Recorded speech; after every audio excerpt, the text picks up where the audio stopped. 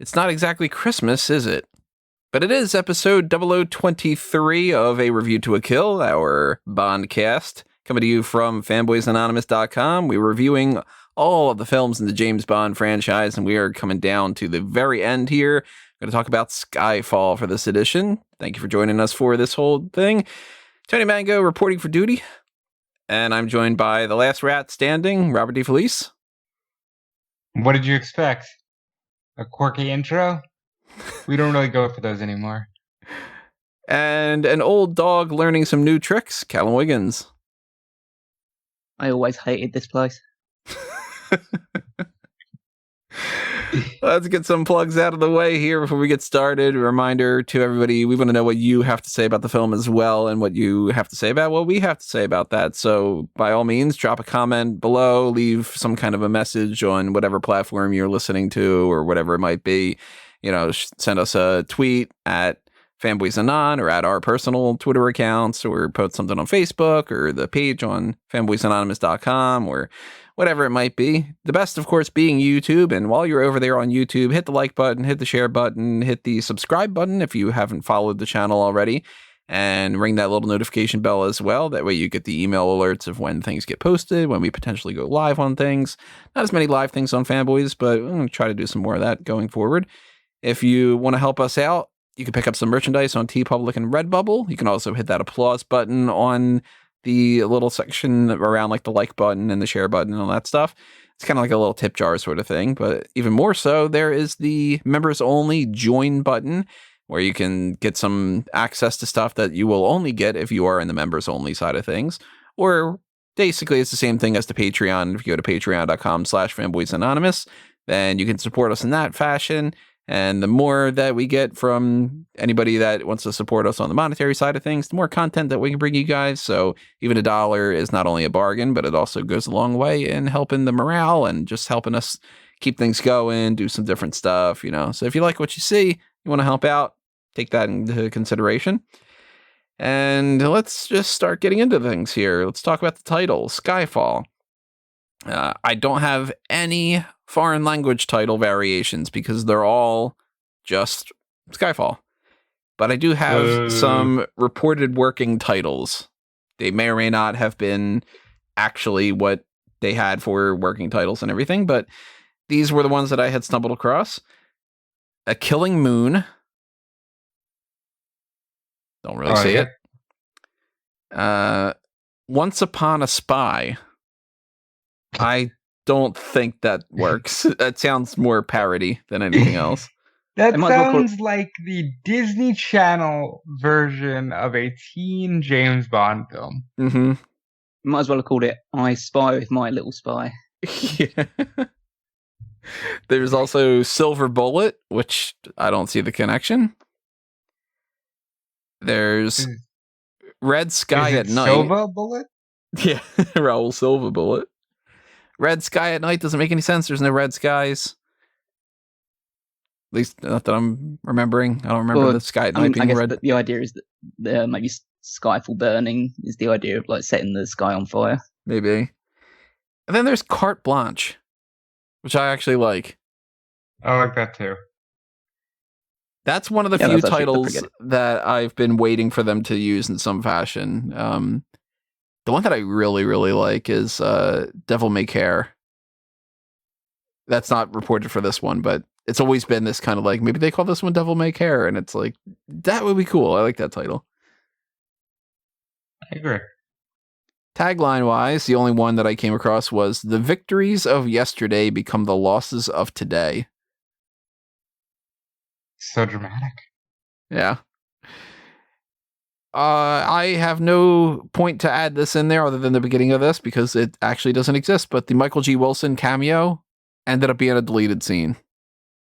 He was a mourner at a funeral.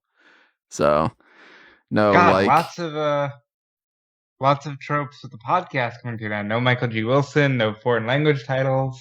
Yeah, it's sad. Other notes about things before we get started. Judi Dench has more screen time in this film than all of Desmond Llewellyn's time as Q combined. That doesn't well surprise me. deserved, but still sad. I mean, you think he was a part of 17, I think, Bond films.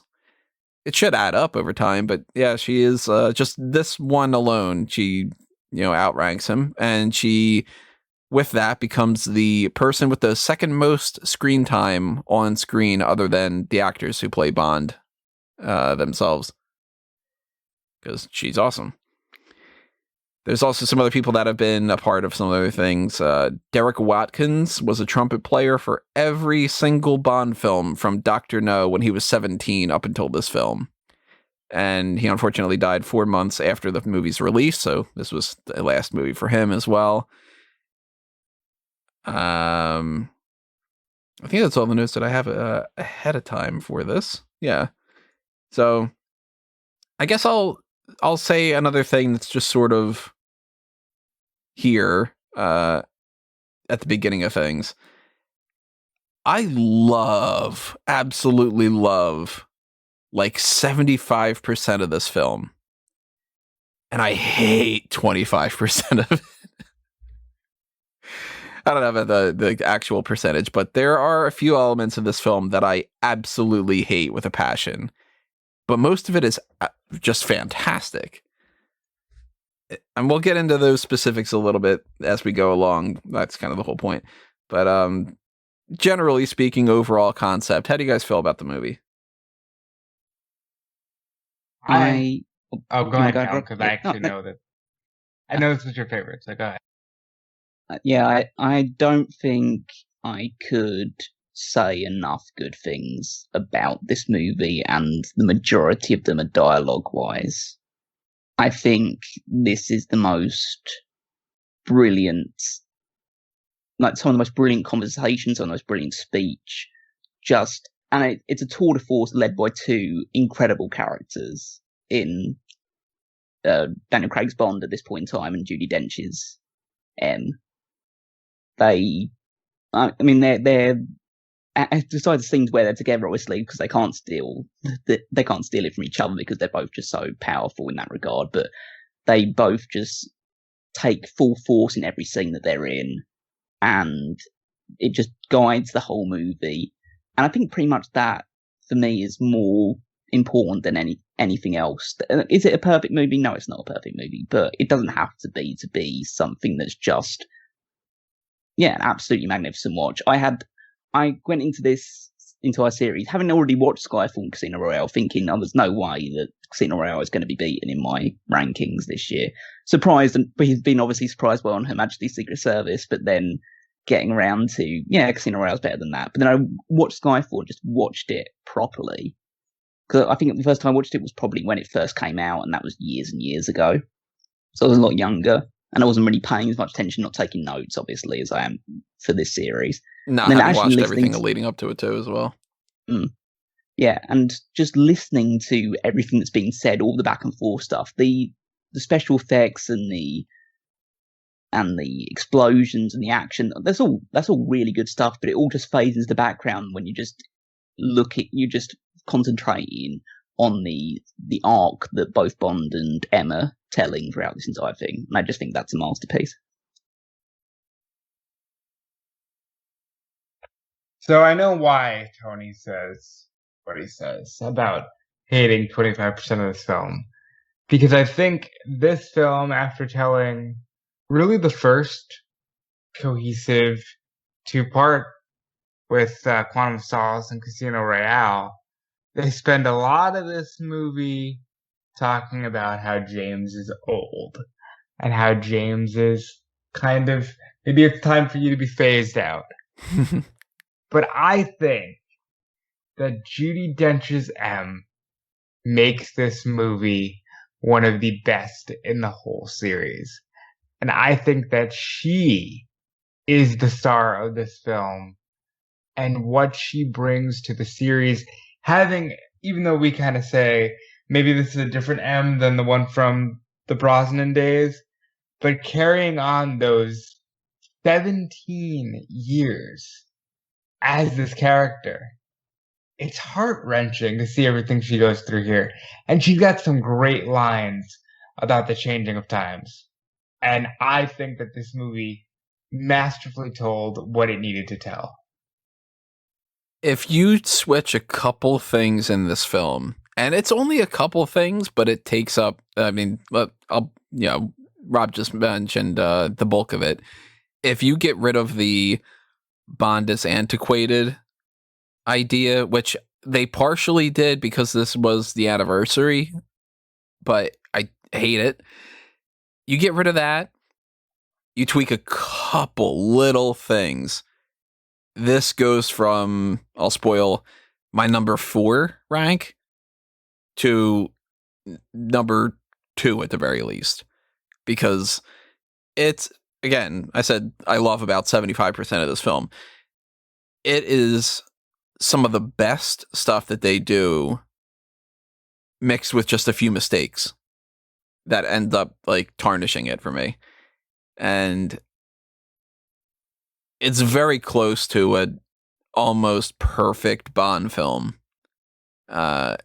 Just happens to have a couple things that are some flaws in it. So I don't want anybody thinking that I'm going to be like crapping on this movie. Absolutely not. There's so much to talk about how great it is. I am quite interested to hear what you consider to be mistakes in this movie. Because again, not saying it's perfect by any stretch of imagination, and I obviously take those into account. But I'm really interested to see like whether me and Rob share this perspective of whether they're mistakes or not. Well, there won't be anything quite as crazy as like. Well, I mean, I have some nitpicks. I have some. No, this is flat out a mistake. And I have some things that are like, I just don't personally like such and such, but nothing as big a mistake as Bond deciding to put on some weird eyebrows and pretend to be Japanese for half a movie. There's a difference between that and some other things. Yeah. So let's start this off the way that we start off all the films, with the gun barrel. Damn it to hell again. Yeah. Here's one of your mistakes. Honestly, but I didn't mind it. I really didn't mind it considering how the movie went. Well, Sam Mendes, the director, said the reason why he didn't do this is because he thought that it looked weird having the gun barrel and then a shot of Bond's silhouette and pointing a gun. And I say, tough shit, pal. Don't start off the movie with a silhouette then with that. The shot's not cool enough to warrant not doing the gun barrel. You just spent 2 movies doing this whole like, well, we're not doing that, but now he's James Bond. And then you go, yeah, but I really like this one little shot. I'm like, then do an insert shot or get rid of that shot. It's a trope of the series. Do it. I don't think it's a cool enough shot to justify it. I think at this stage, it's a different series. It's younger viewership. Maybe they don't even know. Some of the people watching don't even know the gun barrel at the beginning. I don't like it because we've been, no pun intended, barreling through this series, and we're used to it at the beginning. But it's okay at this point. Hate it with passion. Because I was just like, well, you know what? They have no excuse at this point. They did 2 movies being like, all right, we teased you. Now he's Bond. Now whatever, we're going to do this. And then it was just kind of like, well, I like this artistic shot. And it's like, no, it's not good enough for that. If this was something where you just couldn't in some fashion, whatever, I don't know. But no. Anyway, Bond is on a mission. There are some dead agents all around. One of them's still alive, though, Ronson. But he's shot, and he's bleeding out, and Bond wants to stabilize him. But M tells him, leave him. And Bond is, of course, upset about this, just being like, well, he's gonna die. And she's just like, well, it's more important that you go get this hard drive. Instantly, it feels like a different type of movie. This feels not necessarily darker, but a little bit more gritty and realistic. And I like that. Yeah, it is more serious. It feels like there's more stakes attached to this one. And yeah, it feels like immediately that Bond has I guess, matured, grown up a bit now, and maybe even developed an amount of empathy, which obviously you wouldn't attach to someone who's supposed to be a double O, but he's someone who he's still obviously warring a bit with M, but he'll still do his mission. Yeah, I like it. I think the fact that he shows heart and she says leave him sets the stage for a lot of the film, quite frankly. And how much do their lives matter over the overall mission? Is the bean counter looking at them as just numbers? You know? In a lot of ways, yeah, but that's her job. A lot of how much do you value human life over your task? And it's a good story to tell, especially in this agency. So Bond pretty much has to leave him, and he tries to stabilize the wound as much as he can, but he heads off knowing Ronson's not going to make it. And he's picked up by another agent, played by Naomie Harris. We'll learn her name is Eve, and we'll learn more about her later on, but let's just call her Eve for now. Cue the action sequence. A kind of low-energy car chase, relatively speaking. It's not as low energy as like the one from The Way of the Gun, for anybody who's seen that movie. Great movie. But it's still not the most, like, you know, energetic and action-packed. But it's not bad. That's not like a criticism. It's just that it's kind of like it's slowly reaching a different level kind of thing. And the main guy that they're going after is Patrice, who has this gun that's like a handgun and a Tommy gun mixed together. Kind of neat. I like that. Yeah, that's pretty cool. Yeah, it's a nice weapon to have. I mean, to can switch between basically the way that he's firing at people, as Bond will know to his cost. We get some motorcycle action on rooftops, which is kind of weird how this is the third movie in a row in the Craig series, even in particular, that starts the movie with a chase in an environment with a yellowish filter, and the second in a row to have a chase on rooftops following a car chase. It's kind of just like, I mean, I all thought right, you we liked start off with that. I mean, I thought you liked tropes, Tony. I don't like it when you keep doing the same thing like that, you know. I think that you could switch it up a little bit. And they, oddly enough, the next film starts off with a yellowish filter and a foot thing and a car chase, kind of not in the same fashion, a different vehicle chase, but like, you know, it's just they like starting these movies off with the yellow filter and more of like something on foot rather than like something else. I don't know. Interesting. I wasn't offended by the CGI of him like driving the bike across the roof and stuff like that. I thought that actually looked pretty good. Comparatively to some other movies, let's say. At least we're finally in this era where the CGI has come together nicely, and that basically this movie is less than 10 years old, so it's very akin to the movies that we see now. There's no surfing with parachute and any of the stuff from Die Another Day when it comes to that, thankfully. And I thought Die Another Day was modern too, and yeah, messy.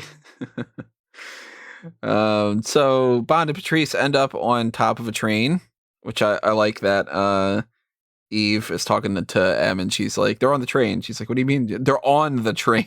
That kind of thing. Not that they're just, you know, they got into a train. And Bond gets into this construction forklift type thing, and he gets shot by Patrice. This is only the second time Bond is shot on screen. Can you guys remember the first? I want to say because I couldn't remember it. I had to look it up. Was it during Moore? Nope. Was it a Dalton thing? Nope. Was it Brosnan? Nope. Well then, fuck. Connery. What was it then? One of the Connery ones. Wow, Yeah. that is pretty far back. So yeah, I'm trying to think which one he would have been shot in. Is it From Russia with Love? Nope. I'm thinking Thunderball. It is Thunderball. He gets shot in the leg or foot or whatever it is. Oh yeah, because he comes out the of foot chase thing, and they track the blood. Yeah, I was like, I remember that. Yeah, I'm like, wow, yeah, he technically got shot there, but this is the first time we actually like really see Bond get shot, which was kind of jarring when I saw it the first time. Well, it was going to be followed by the third time. Yeah, I was just like, wow, they're okay. Bond's getting shot, and then I was like, all right, well, you know, he's dodged enough bullets at this point. It makes sense that he gets shot once in a while. You know, kind of crazy to think that it took all this time for him to properly get shot. I think he was like just super used to being like behind bulletproof glass, so he just assumed that he was fine, and just snuck through and got him right in the shoulder chest area. This is not only the second time that Bond was shot on screen. This is also the second time that the word "fuck" is said in the movies. That's the first time that it's audible. You guys remember when "fuck" was said before? I want to say it was Brosnan. Nope. Then I don't know. I was thinking it might have been M. Yeah, I can't say. It would either be. I imagine it would be in the Dalton movie, maybe at some point. Yeah, it's in Daylights. Dalton says "for fuck's sake," but it's muffled by the plane. Right. This is also the second time that Bond cries.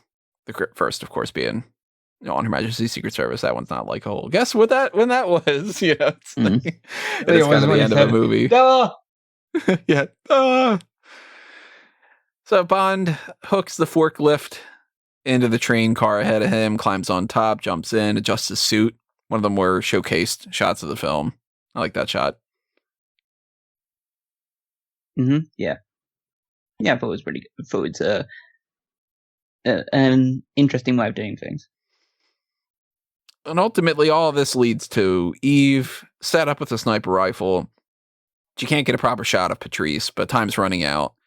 M tells her, take the shot anyway. And she hits James instead.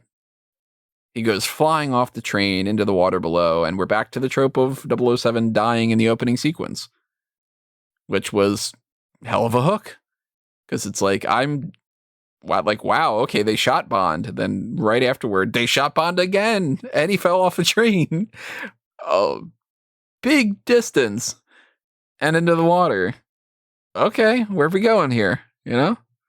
Yeah, it is a big it hits you like with a big surprise factor, because you just expect that, okay, they're heading towards the tunnel and like Eve is standing there with a gun. You just shoot, okay, well, Bond will probably just either Bond will deal with Patrice, or they'll miss and they'll go into the tunnel, and maybe that's what the opening credits is, them fighting in the tunnel while there's something, while all that stuff is going on, and they have some sort of like interesting sequence put together. Maybe something like, I don't know, maybe a recreation of the Willy Wonka ride.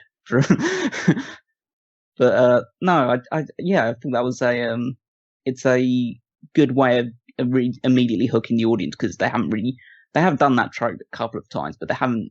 I mean, the only time that I really remember them super going to it is obviously You Only Live Twice. But I think it's always a good, easy hook to get the audience invested by having Bond seemingly die early on in the movie. Yeah, and this plays into the opening credits so beautifully. And that's something I really enjoyed. Because if you're going to go after Bond and accidentally shoot Bond, the way they did it with the opening credits was really fun. And I thought it was a lot better than when they just showed him being tortured during Die Another Day. Let's talk about those opening credits. The visuals are great. All this imagery works super well with the film. You even get to see Judi Dench's name in front of a tombstone, for instance. A little foreshadowing.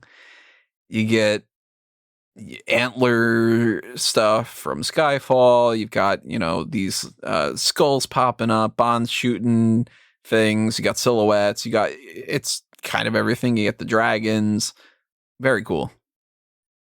This, if I was going to rank the opening sequences, this might top it. Yeah, I absolutely love the imagery. I think the transitions are like so smooth and got like graveyard stuff, lots of images of blood and skulls, and obviously Bond's in there in the middle of it as well, which just, yeah, I thought it was a really good encapsulation of all that was to come in the movie. And if you're talking about potentially ranking something at the very top, the theme. Wow. Fucking fantastic. It is my number one ranked theme. Adele's Skyfall. You put it at number one? I feel like it wasn't number one for you when I last spoke to you. It totally is number one. I knew that was going to be the number one from pretty much the very start. I cannot tell you the reaction that I had when I first heard this, because I was just like, all right, well, Adele's got a good voice. Like that's cool. And she's calling it Skyfall. That's good. We get the past two films, they didn't want to name it after the film. They did, My Name, and they did Another Way to Die. And I'm like, well, a thing like Skyfall, she's not going to call it Skyfall. It's going to be called something else. It's going to be like, Death is Sweet or some kind of, whatever it might be. And it's like, especially after the last one, because it's just like, blah. It's kind of like a swig of cold water in the desert. Or maybe a can of oil based on this film. But, it's so perfect. It's got that Bondian feel to it. It's got that Shirley Bassey kind of quality. It says Skyfall. It's got these ethereal elements to it. She sings it fantastically. I've got like 10 different versions of the song that I've cover versions and remix things, and people doing like, here's like a violin cover and whatever. It's one of my absolute favorites to listen to. It's like the perfect Bond theme to me. There's a romantic side to it, but it's not so heavy into the romantic side, like All Time High, where if you played that, people wouldn't think that it was a Bond theme quite so much. You play this, people are like, is this a Bond theme? If they didn't already know, which this was like a great, hit on top of that, so people know it now. But this is where I go like, all right, Live and Let Die, people love it. To me, it doesn't feel like a Bond theme as much as something like this does. This is just fantastic. I can't say enough good stuff about it. This is, okay, I'll spoil this. It's not my top spot because there are other songs I just enjoy listening to more. But from a Bond perspective, this is the best possible coming together of worlds, honoring the past, but really updating it. Adele was made for this role. I feel like everything that she's brought to the table in her career was leading up to this. This was so good. And the visuals make it even better. This is the perfect Bond opening. Yeah, I think that for me it's number 3 on my list, just because out of all the Bond songs, Living Daylights is the one that I like to listen to the most, just in my spare time. And I still consider Diamonds Are Forever like the iconic Bond song. But this is just an awesome listen, and it really gets to be, obviously Adele's performance is very good as well. I always thought that her performance is a little bit passionless, but maybe that's actually like deliberate, just because it is a Bond song and Bond himself is quite passionless, as it turns out in different areas of his existence. But I think that the orchestral element of this song is so unbelievably good. Just like all the musical equipment that was like behind this sort of thing, all of the horns and the strings and all that other stuff. It just all blends together so well, and it's the first real one where it just feels like it's been well, first in a while. It's been a long time since we've had a song, I guess, of this kind of nature. So I think like with all the ones for quite a while, especially from like the early 2000s into the 1990s and even like the late 80s, they've always tended towards the more, I guess, how would you describe it? The more like modern, trying to get in with the kids type thing, whether it's like indie rock or it's like pop music with Madonna and stuff like that. And it's not like any of those songs are particularly like bad or anything like that. They like each to your own in terms of your taste and stuff like that. But this, as Tony says, this feels like a return to a classic melodic Bond style theme. And it's probably the first one. What would you say the last one that's been like this would be? Maybe GoldenEye? Don't say License to Kill. No, don't say GoldenEye either. It's Tina Turner. It's not Gold. It's definitely not GoldenEye. How about that feel? Like, she's got like a Shirley Bassey kind of feel to her, Tina Turner. No, she was too like, she was very, I don't know how to describe it. She was very, not raspy, but she was very like lispy in the performance. Like, I don't think, realistically, the only people that I think in the list that have that sort of voice that have done this type of song are Adele, Shirley Bassey, and Tom Jones. I can't really think of anyone else that kind of fits that mold. Maybe you could make the argument with License to Kill, but I think License to Kill is a bad song anyway. So I love that song. Yeah, I know, but it's a bad song. So I love the lyrics to Skyfall as well. Like, you know, some of it's.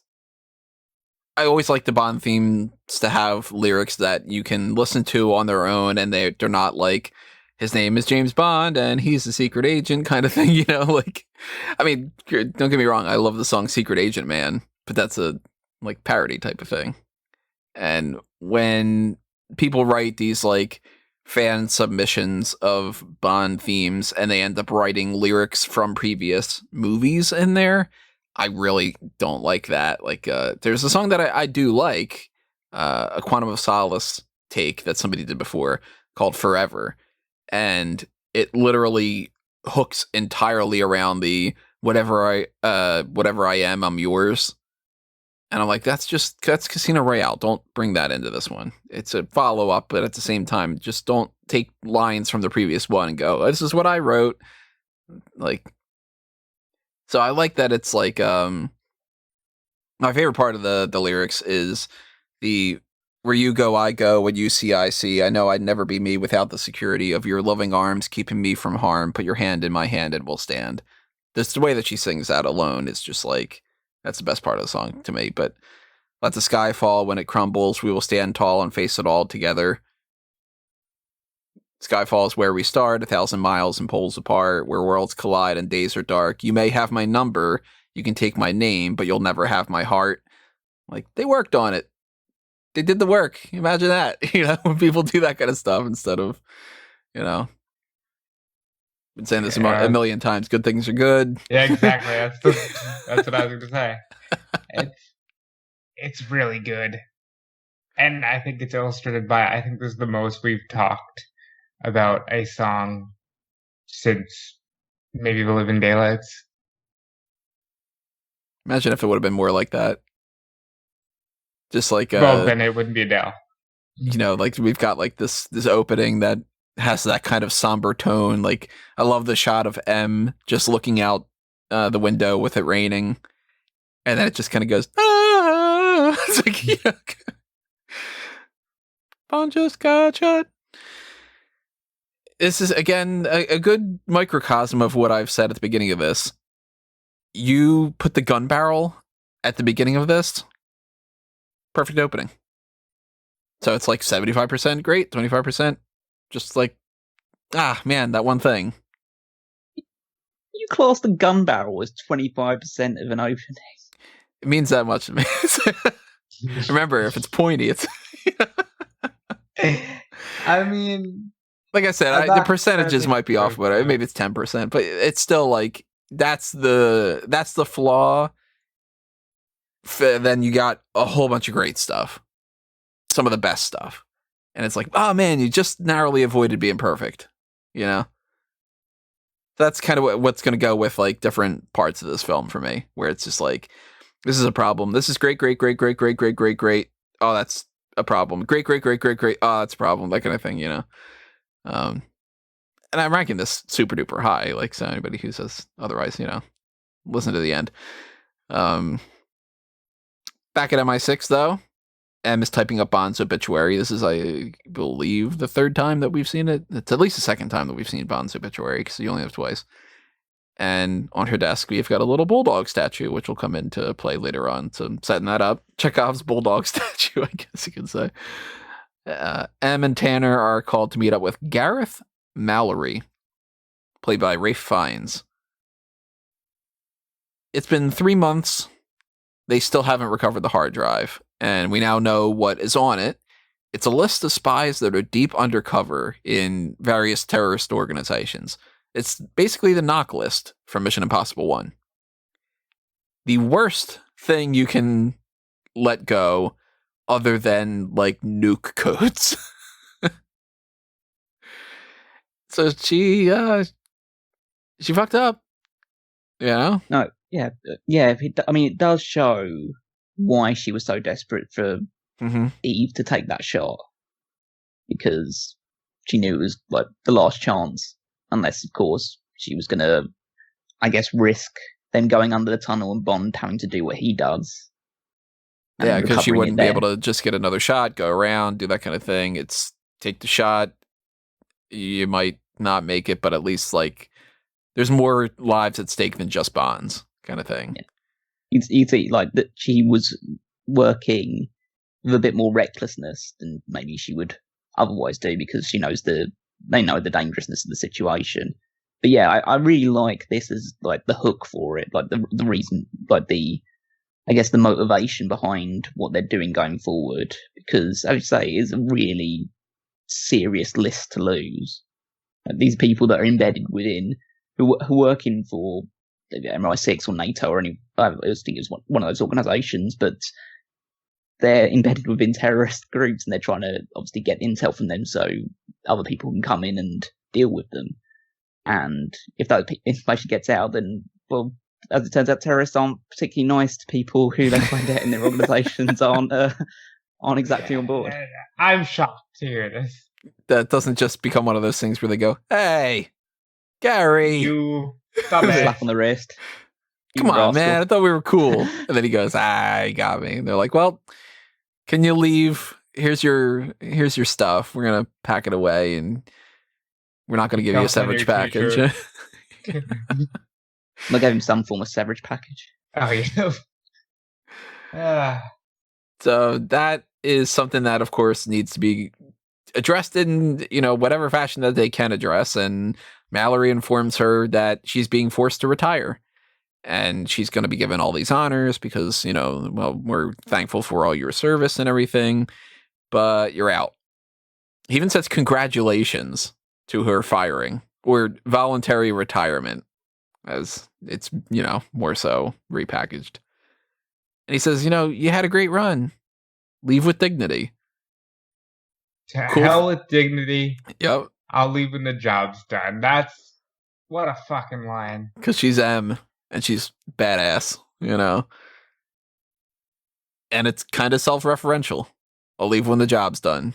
We'll get back to it, But great, like, quick introduction to Mallory where you're like, this is the government dickweed. And he's going to tell M to fuck off. No, that's our M, that kind of thing. And she gets this moment from the beginning of this where we're like, oh my God, she said to take the shot. But then right afterward, you're like, yeah, but she's awesome. Kind of like, so you immediately forgive Em a little bit, Done very, very well. Big fan of that. In the car ride back, Em and Tanner look at how somebody's trying to decrypt the drive and they track it to MI6 HQ somehow. Her computer specifically. And when they try to shut it down, a graphic pops up that says, "Think on your sins."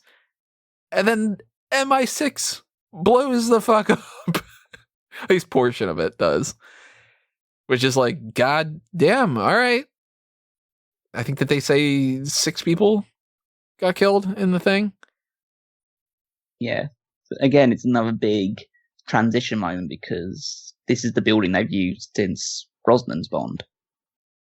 So it's the real MI6 HQ. Yeah, I know it's the real MI6 building, obviously. I'm wondering how they actually filmed it then. It's a model. Oh, it's a model, right? Okay, that makes a lot more sense than actually say, can we blow up the real building we promised to rebuild it? Like, come on. It's for Bond. Think of all he's done for you. But yeah, again, it's another transitional moment in the way that we've seen them use the building and seen the outside of it for these last 6 or 7 movies. And now it's blown up, and what are they going to do about it? To be fair, it's the second time we've seen it blown up to some degree. Yeah, I mean, there was the World's Not Enough, but different sort of tone when it comes to, Sir Robert King blows up and it's just kind of like, oh, fun boat chase. And this one's just, uh-oh. Elsewhere, Bond is fucking some girl. Love it. She never says a line. She has no name, not even in any expanded material. So she's on our list as what she's credited as, Bond's lover. I'm going to rank really high on her Bond girl list, is she? No, but I'll spoil that she's not at the bottom for me. And she gets out alive. Good for her. Well, we don't see that she dies. That'd be like really terrible if that happened, though, right? Just like one of the scorpions gets to her or something. She is the bottom of my list just because she doesn't really do or say or anything. But Bond goes to a bar and he plays this drinking game. There's this scorpion on his hand. Cavalier attitude towards life and all. Makes sense. You know how they film this? Just by having a scorpion on his hand? That's like, of course, there's tricks and stuff. I'm just joking around. At another bar, he sees a news report of Wolf Blitzer talking about the MI6 bombing. So some, I thought we didn't get our news from CNN in this series. That's a good way. I love the shot of M standing with all the coffins draped in the Union Jack flag. It's a really good shot. Yeah, just strengthens her resolve. People should be proud. And then back at M's place, Bond has snuck in again. Call back to Casino Royale. And the outside of that they used is actually the former home of John Barry, the composer who did a bulk of the Bond films. He had died in 2011, a little bit before this.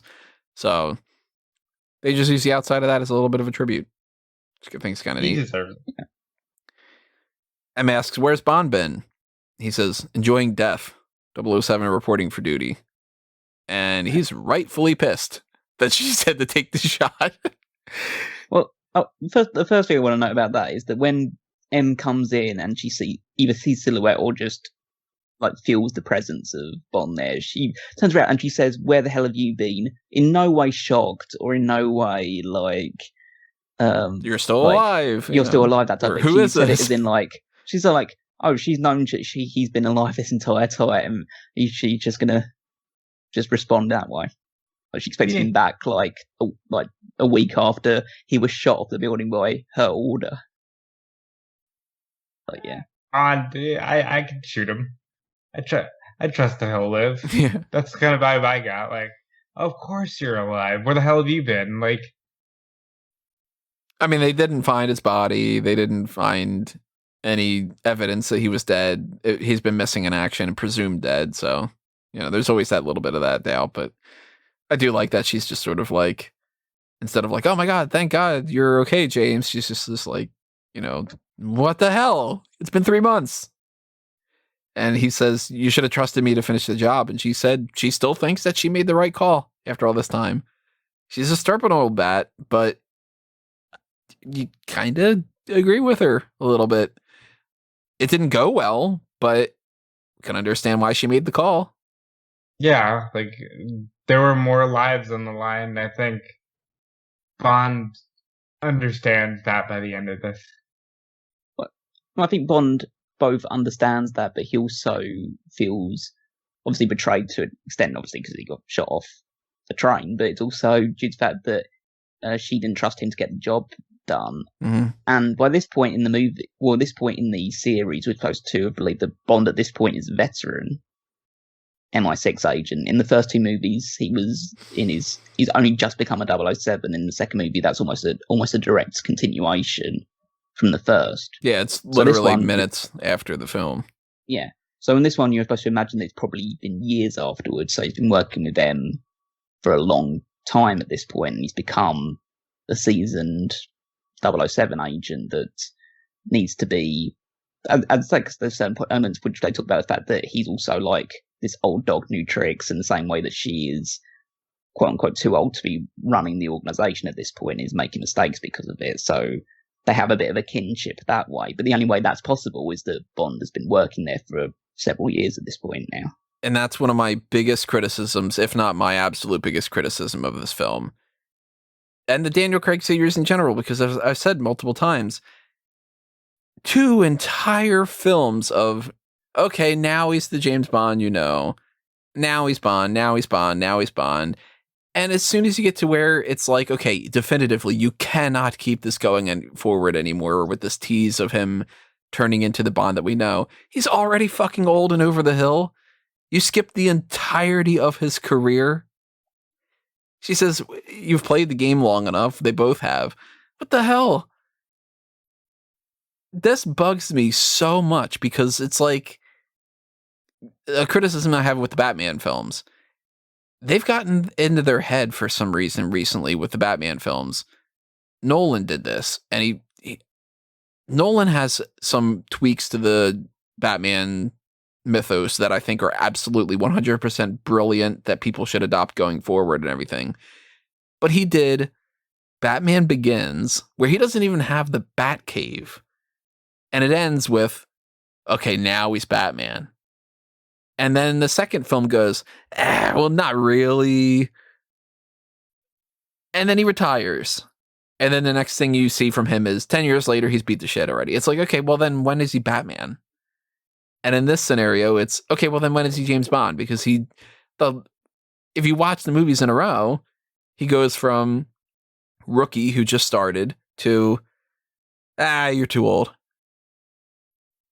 Are we meant to assume that everything that we've seen beforehand in some fashion, like what? I hate it. I absolutely, absolutely hate it because it doesn't even work with the plot. If it had to be about Bond being old, that's a different story, but that could have been something like No Time to Die, which I'm pretty sure it is. But this is about M.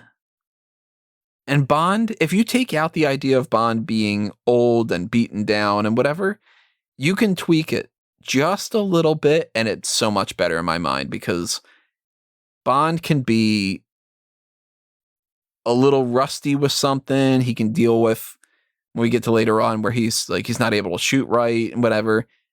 It could be because of the injury. It could be because he is just in a mental state that's a little bit weird. It doesn't have to be that he's old and beaten down and should basically retire, because that doesn't factor towards the end of the movie. It's not like that's the end of it. They did it because they thought that it would be interesting to be like, oh, it's the anniversary. Bond's been a franchise for like 50 years, so let's just do that. I think it's a terrible mistake. Okay, I'll make several devil's advocate style defensives towards that. First of all, the only people that really, I guess, indicate towards Bond that he's either old or lost his way are people that are definitively younger than him, which is Eve and which is Q, probably. Mallory does too. I think Mallory's more, I guess Mallory does make an argument with that regard as well, but that's probably also due to the fact that Bond is, well, he comes back and he's completely washed up because of his injuries and the fact that he hasn't been training or keeping in any sort of shape because he's been, as he said earlier, enjoying death. So if he was still in the condition that he was when he was doing that mission 3 months ago, then he probably wouldn't have as much thing. But she talks about how M is sentimental towards him, but that is also more affront. To me, that's more affront on her age than it is on Bond. Before you get to your next point, I'm gonna pick apart those different things. I think that a good tweak on that that I would have suggested if I would have like do a run through of the script beforehand. I like the idea of like, oh, you're sentimental towards Bond.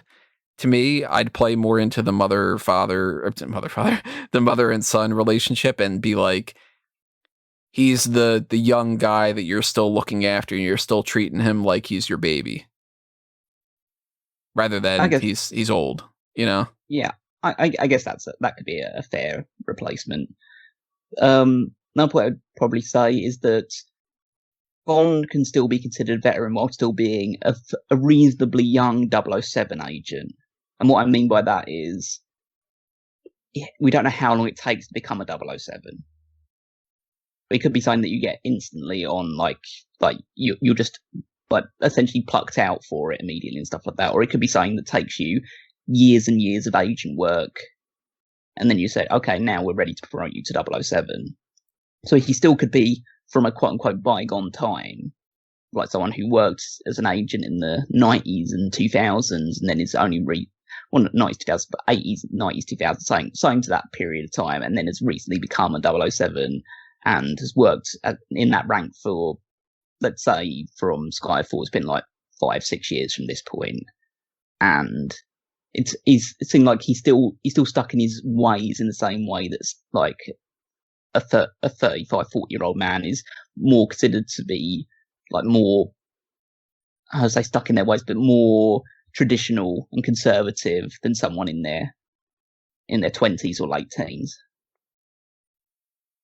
Because there's no denying Daniel Craig is in his late 30s, early 40s. Can't really take that away from. You can't really like pretend that he's not at this point. Which makes me go, they should have cast Henry Cavill. I think that they should have gone with the 22-year-old in Casino Royale, and then we could have had 4 Bond films before we start getting into the you're starting to get past your age range kind of thing or something.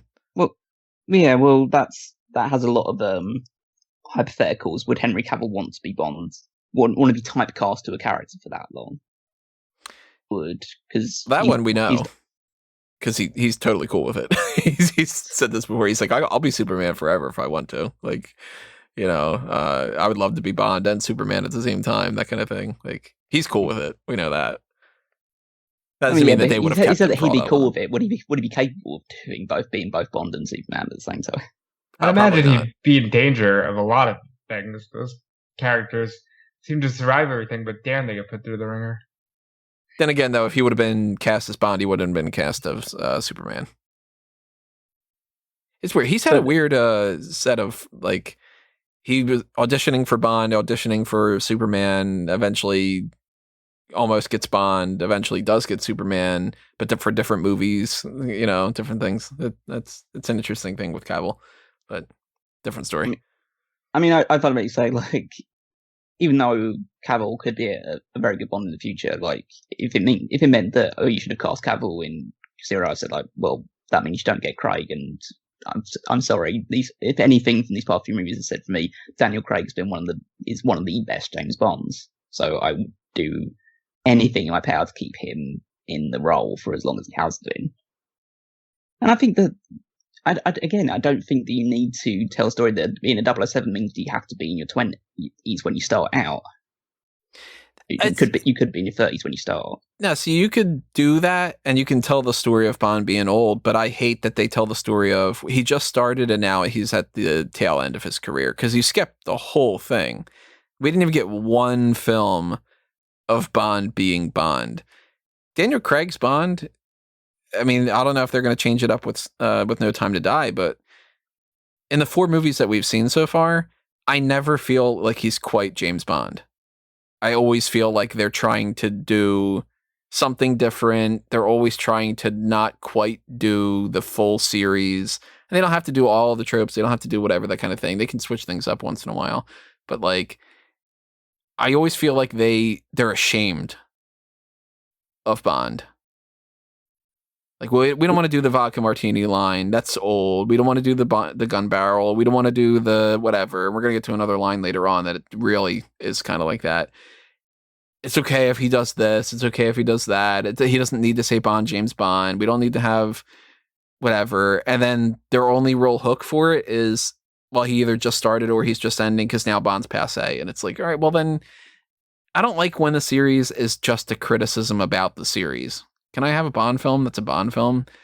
And by watching the Casino Royale and Quantum of Solace, I was really disappointed with Quantum of Solace when I went to see that in theaters, and I still am, about that it was just a follow-up like that. Because I was like, all right, well, Casino Royale told the prequel origin stuff.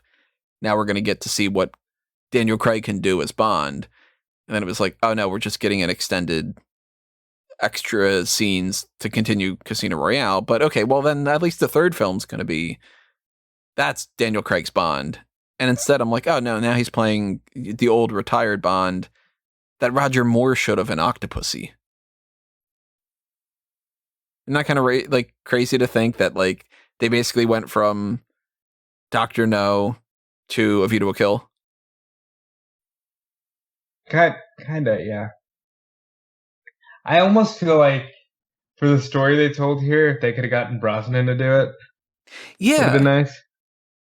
That should have been the movie after Die Another Day, almost. It's hard because for me, there'll always be a bit of a disconnect because in the timeline he looks the most different from the other Bonds, but I do think Craig has played the role exceptionally well. So it's hard to knock him too much. And but it's not his fault that they do this with the script either. That's not something I can blame him on. I think they've gotten into the mindset of like they're telling stories with an already established character now. They don't. I guess they're trying to build on. It's a commentary on the franchise. It's not the film itself. That's the problem. They're asking. Is it a problem? I think it is because they're asking people to think of Bond as a 50-year-old franchise and not as a guy who in the previous film just became a 00. Now, Tony's already said he hates this. What do you think, Callum, about the theory that tries to tie all the films into one timeline where they're all the same guy, they're all the same character, but it's told in pieces? Again, I like the people that try and put it together in some sort of way to make it make sense in chronological order, but you can't do that because just the nature of the time that the things are shot, it just doesn't make any sense that things happen the way that they do. You'd have to ignore lines like Valentine saying, I hear the new M is a lady. If you go back and then it's like, well, M was a lady when he first became 00, you know, like that. Well, you have to ignore that anyway. Because if you're watching a prequel and you're like, wait, M's already a lady, then why by GoldenEye is he so thrown through a loop by that? Well, that's why they're just different. It's just different continuity. It's just, you know, total branch timeline kind of thing. Yeah. But you can get around it a little bit with like the 007 Legends video game, where they were like, hey, like, what if those things happened in this timeline as well, just updated, where like maybe that Felix Leiter, played by Jeffrey Wright, maybe he is with Della and you have to kill Sanchez. And it's like this kind of idea. Of course, it doesn't quite work 100%, but like they tried to tell the story of like Die Another Day happened and it was Craig's Bond with these tweaks, and Moonraker happened, but it was Craig's Bond with these tweaks and that kind of thing. Even still, though, it's just kind of like, I don't think you need to do it in the movie. I don't think that there's any benefit to Bond being old and washed up. And if you take that out of the film, it doesn't change anything other than the criticism of that. It's, you know how sometimes you'll see fan films of like Batman where they'll just do the whole, well, my Batman's actually gonna, you know, feel the effects of all this and he's gonna kill the Joker, and you just go, yeah, but Batman wouldn't do that. It's kind of the way what I think you're getting at here, where it's like I know why they're doing it, because they want to comment on the franchise and the fact that Bond is a 50-year-old character, but doesn't that hurt the present timeline you're in? Yeah, that's basically how I look at it. I mean, I would say that if this present timeline hadn't created both Casino Royale and Skyfall. Fair enough. So it just means that, because they're the two top movies on my list, and again, it's just my opinion and not speaking for everyone in that regard, but if in at least in my opinion, this timeline of Bond, where I can agree has been more of like a commentary on what the franchise has been prior to what it is now, has created two of the best Bond movies, then I'm kind of, because to me it just feels like, okay, they've taken what was like fun, childish, nice, not childish, but like fun, a bit more mindless, a bit more just carefree Bond style movies in the past, but you can't live off that forever. Bond had to develop some depth at some point. And that's why I think that the Craig movies in particular have done more than any Bond series in general, is just add depth and layers to the character. It just meant that he's more than just a gun and a penis.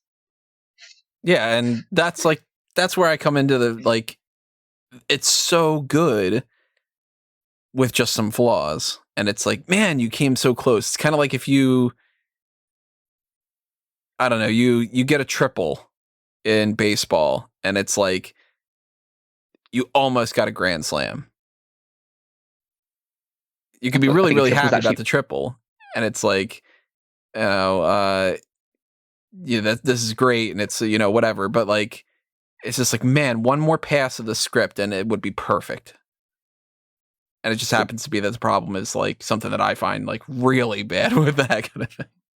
So would you say that, I would say like all issues would be corrected, but do you think like most of your issues would be corrected if there had been one movie between this and between Quantum of Solace and Skyfall?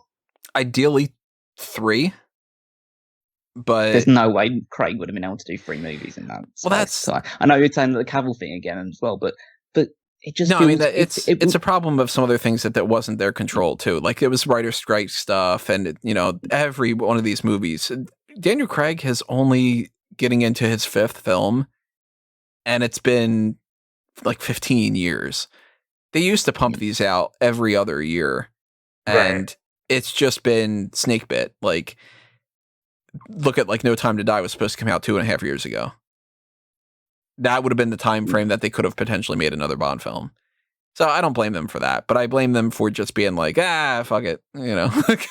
Yeah. Like, I think it's the way that movies are done now too, because if you look at the Connery films, were like year after year after year of these movies, whereas, as Tony just said, Craig's only done 5 and it's been 15 years.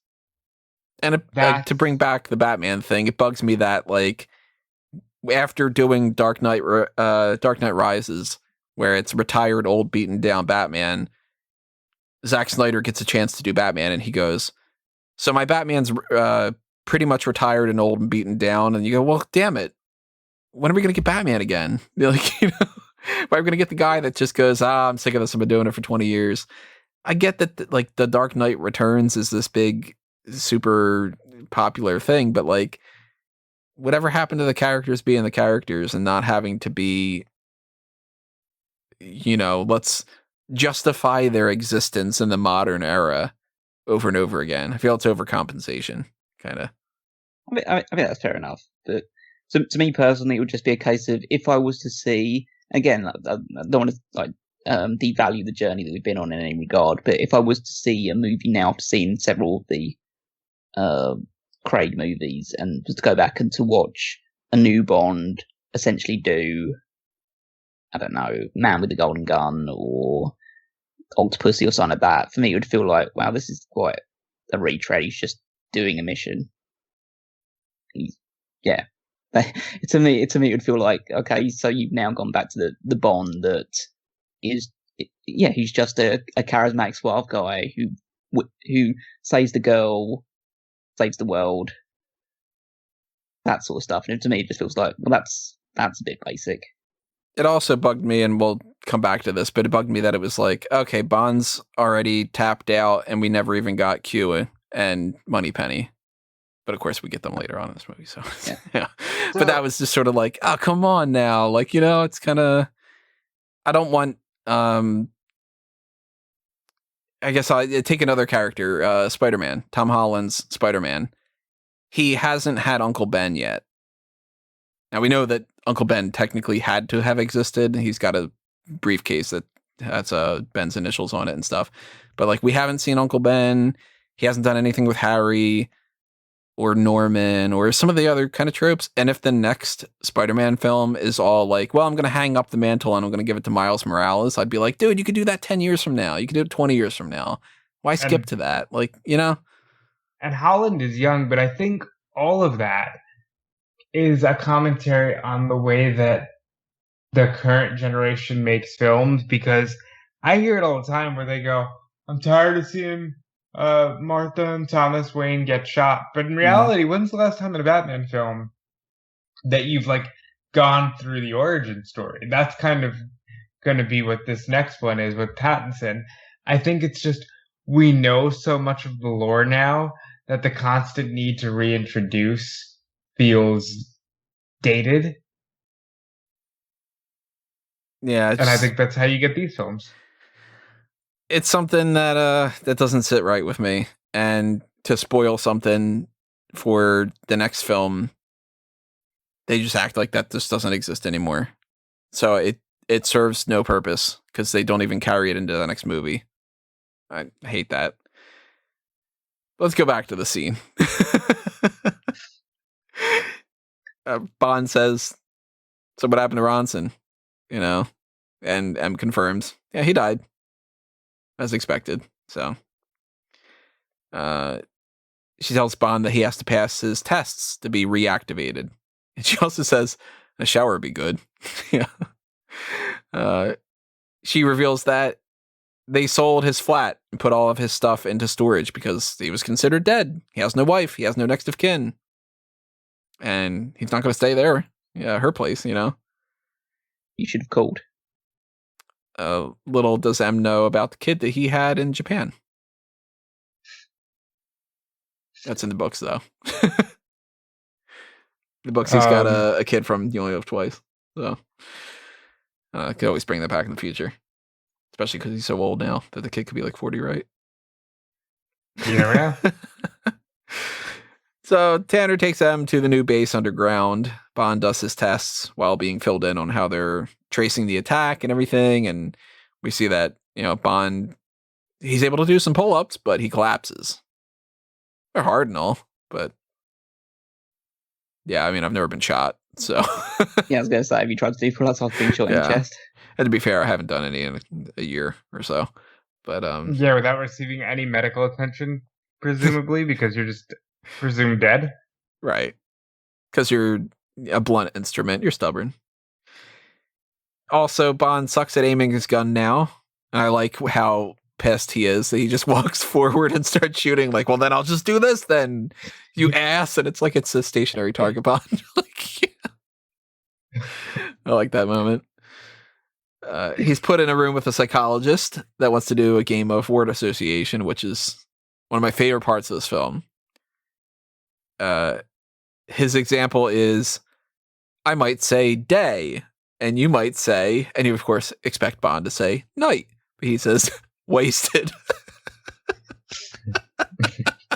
Yeah, his responses to this are so just all perfect. I don't like that that's the one that makes you go, oh my god, this is so funny. Do you resonate with that, Tony? It's a great start to it, because then you go, okay, he's not going to play this game. And the exchange is so good. Gun, shot. Agent, provocateur. Woman, provocatrix. Heart, target. It's like, ooh, it's a serious one. Bird, and he just rolls his eyes. Sky, like, oh god damn, we're still doing this. M, bitch. And Mallory just looks at her like, Sunlight, swim, moonlight, dance, murder, employment. Country, England, Skyfall. And he doesn't say anything. So he prompts him again, Skyfall. And Bond just says, done, and walks away. Ooh. And it's a good reveal of the word. People that either aren't familiar with it or maybe are familiar with it from the books and stuff like that. But just like this is the first time you hear it in the movie and you see how much of a reaction it gets from Bond from the get-go. Oh, they had not revealed what Skyfall meant when this came out. That's cool. So I assumed that it was another Thunderball situation where it was like, okay, Skyfall was this mission that he went on. Something went wrong. They're bringing it back up, and that's going to be like the villain's going to be somebody tied in with the Skyfall mission, codename Skyfall, whatever. Eventually we find out what it is, but it's one of my favorite scenes, and I want to play a little word association with you guys. So the first thing relative to the Bond series that you think of when I say this, I'm going to do a little Smark's choice for anybody that's been following Smark Out Moment. Play the game. I don't know why my Echo Dot just went off for that. That's kind of weird. Because the first thing I was going to have was Gadget. Q. Yeah, Q. Villain. Goldfinger. Blofeld. Car. Aston Martin. BB5. M. Judi Dench. Bitch. So that because you said it. Q. Fun. Desmond. Girl. A woman. Vespa. Fight. Train. See, I thought the line, I speak English because it's before that fight in the elevator. Bond. Brosnan. James Bond. Drink. Vodka martini. Yeah, Martini. Song. Skyfall.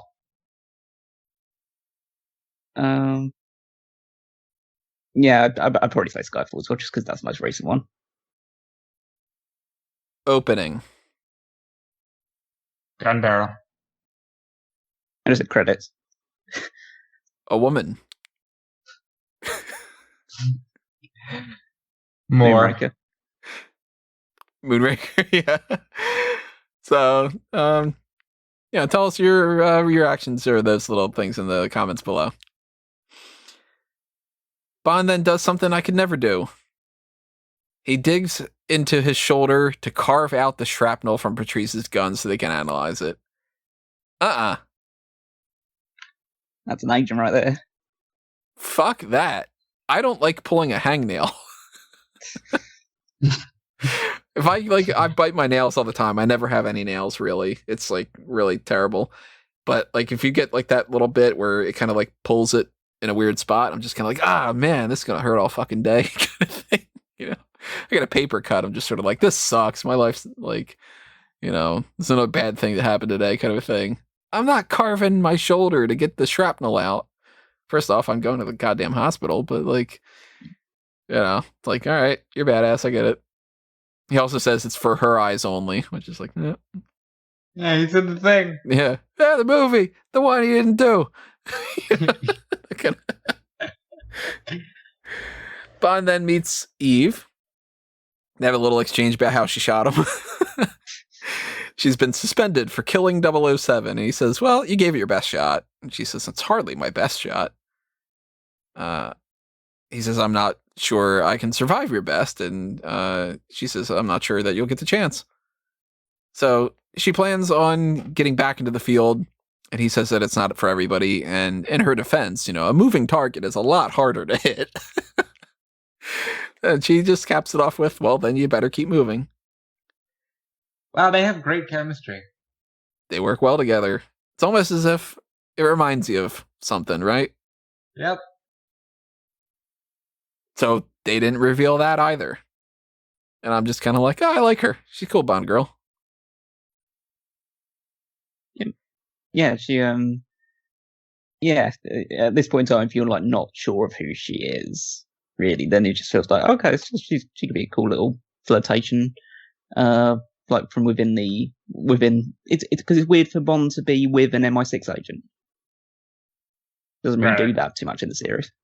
And they teased it in Die Another Day, but she was a double agent. You don't mix business with pleasure unless you're Bond. And then sometimes they just overlap. So here's another issue that I have with the movie. Eve shot Bond. He got shot twice in the opening sequence. Patrice's bullet is the only one that affected him and gives any real meaning to the plot. Eve shooting him is a point of contention. Like, sure, the whole M thing, and, you shouldn't have taken the shot and all that other kind of stuff. But it's kind of treated like she slapped him in comparison. He just says, it's some broken ribs, whatever, it's fine. But Bond has a scar with the Patrice one. He digs out the bullet for that. He didn't bleed out and die. Nothing. It's almost as if he got hit with the boxing glove arrow from Green Arrow and not shot with a high caliber sniper rifle type of thing. Like, I would have liked to have some bit of dialogue about something where, like, some kind of a thing where, ideally, in my mind, my potential rewrite of this that tweaks just as little as I could possibly change, because most of it's just amazing. I would have put something in there about, like, the bullet maybe didn't necessarily go through him in a particular way, or maybe it hit something kind of like what we've had in the past, where, like, Bond got stabbed in Octopussy, but it was like the money. Maybe something where it's like, yeah, she took the shot, he got shot, and he got shot off the train, but maybe he didn't really get, like, shot, and that's why that's not a factor into it. Because it almost seems like Patrice's bullet's the only one that really matters. Didn't he say she only got 4 ribs when she took the shot? I'm pretty sure he says that she only damaged 4 of his ribs. But it's kind of like, it's nothing. And then by that, it's done at that point. It's never brought up again, really. I've got again a few devil's advocate style things for that as well. Just first of all, I feel like he doesn't blame her for it, and so because Bond just puts up a shield and he uses his own, like, twisted humor as a defense mechanism. So he's just using that to play it off as, like, with her, because he doesn't blame her. He blames M for ordering her to do it, because Eve is just a regular agent, and so she does what M tells her to do. Bond isn't like that, but I think Bond doesn't expect other people to be like that as well. And then I feel like we don't know that the other gunshot isn't affecting Bond's performance, and that's not part of the reason why he's sucking at his physicals and stuff like that. We just know that that's the one that's affected because that hit him in the, like, near the shoulder area, so that's the one that's affecting his aim and his ability to hold his gun. That's where I think you need at least an insert shot where we keep seeing that the shoulder one bothers him. You don't see any repercussions from the one that Eve did. That's fair. Maybe he could do more on that side of things. But third, and I think most important, he's attracted to Eve, and so he's not playing it off like he's playing it off like it doesn't matter to him. I think you keep exactly what that is, but you just show that it's affected him too. That's where my flaw is. It's kind of just like, all right, well, don't worry anymore about that. It just moves on. I'm like, man, he got shot. Like, if the other shot is such a big deal that, like, Silva eventually, references it and shows off the scar and everything, then it's kind of like, he also got shot right afterward in another thing too. Like, I don't know. That's one of my flaws. I think that could be better. Second thing to address with this is not a flaw at all, but it's just the banter. Hey, you know what? Let's hold off on that. Let's keep the game going a little bit longer with Eve. Bond jokes that out of the bombing, the stupid bulldog thing on her desk went unscathed. Just like, that thing survives. I like that. Just a real little reminder. And M says that Bond passed his tests by the skin of his teeth and he's back to active service. But Mallory asks, hey, why didn't you just stay dead? He says it's a young man's game. Ugh. And he points out that M's sentimental about Bond, that that's blinding her to the reality of the situation. Bond's lost a step. He's, rightfully so, just kind of like, you people here at MI6 are running this weird, flawed kind of ship, and I got to step in and get you guys to stop fucking up, kind of, Yeah. It's not quite the moment that you start liking Mallory, but I think at this point, most people would probably agree with me where you're like, oh, I see where he's coming from. Yeah, I'm not big on she's sentimental towards him just because, again, we're led to believe that this continuity, it's only the third film. That's where I'll nitpick the whole, well, you're only 3 films in and now she's super sentimental towards Bond. Good scene, though. I do like Mallory, and I like what he will eventually end up being. Again, it's one of those things where I feel like, as you said, we can look into what Mallory's saying and says, oh yeah, he's making a lot of sense, but because you have an affinity towards both M and Bond's characters, then you still think that he's a dick for saying that stuff. Mm-hmm. It's like it's your emotional side taking over from the rational side of your brain, if you do take that stance. Your sentimentality of M and Bond is blinding you to the thing. It works. Yeah. Yeah. It's very and well done. And I'd say the sentimentality nature of like M towards Bond also, it stretches back to before the first movie, because obviously he would have been an MI6 agent before he became a 007, so I assume she's been, and again, like she picked him out, well, I'd say she picked him out, but seemingly someone picked him out from the orphanage and stuff like that, so she's probably known him since he was a teenager almost. Yeah, I'm picturing him being like I want that one. some 30-year-old and just being like, that one's cute. Yeah. So Patrice is going to be in Shanghai, and they pass the information along. Bond says that he's going to terminate him for Ronson with pleasure. We get back later on. And it turns out that Bond didn't pass the tests. M lied. Bitch. So M is being shown to almost be, remember in the very beginning when she said I have balls of steel, like now she's just showing, yeah, I'll fucking lie, I'll do whatever I have to do to get what I need done. Your life means nothing to me, the truth means nothing to me, getting my job done is all that matters. Now I'm picturing her from that part in GoldenEye of, kill him, he means nothing to me. Bond heads to check out some artwork, and a young man sits down next to him and just starts talking about how old the ship in the painting is. Metaphor for Bond, of course. And he's like, well, what do you see? And Bond says, a bloody big ship. See you later. Turns out that this guy is the new quartermaster. He's the new Q. And they don't have a great relationship. He calls him out for still having acne and being just too young for the part. Q points out he can do more damage with a laptop than and in his pajamas than Bond can do with his gun. But hey, sometimes the trigger needs to be pulled.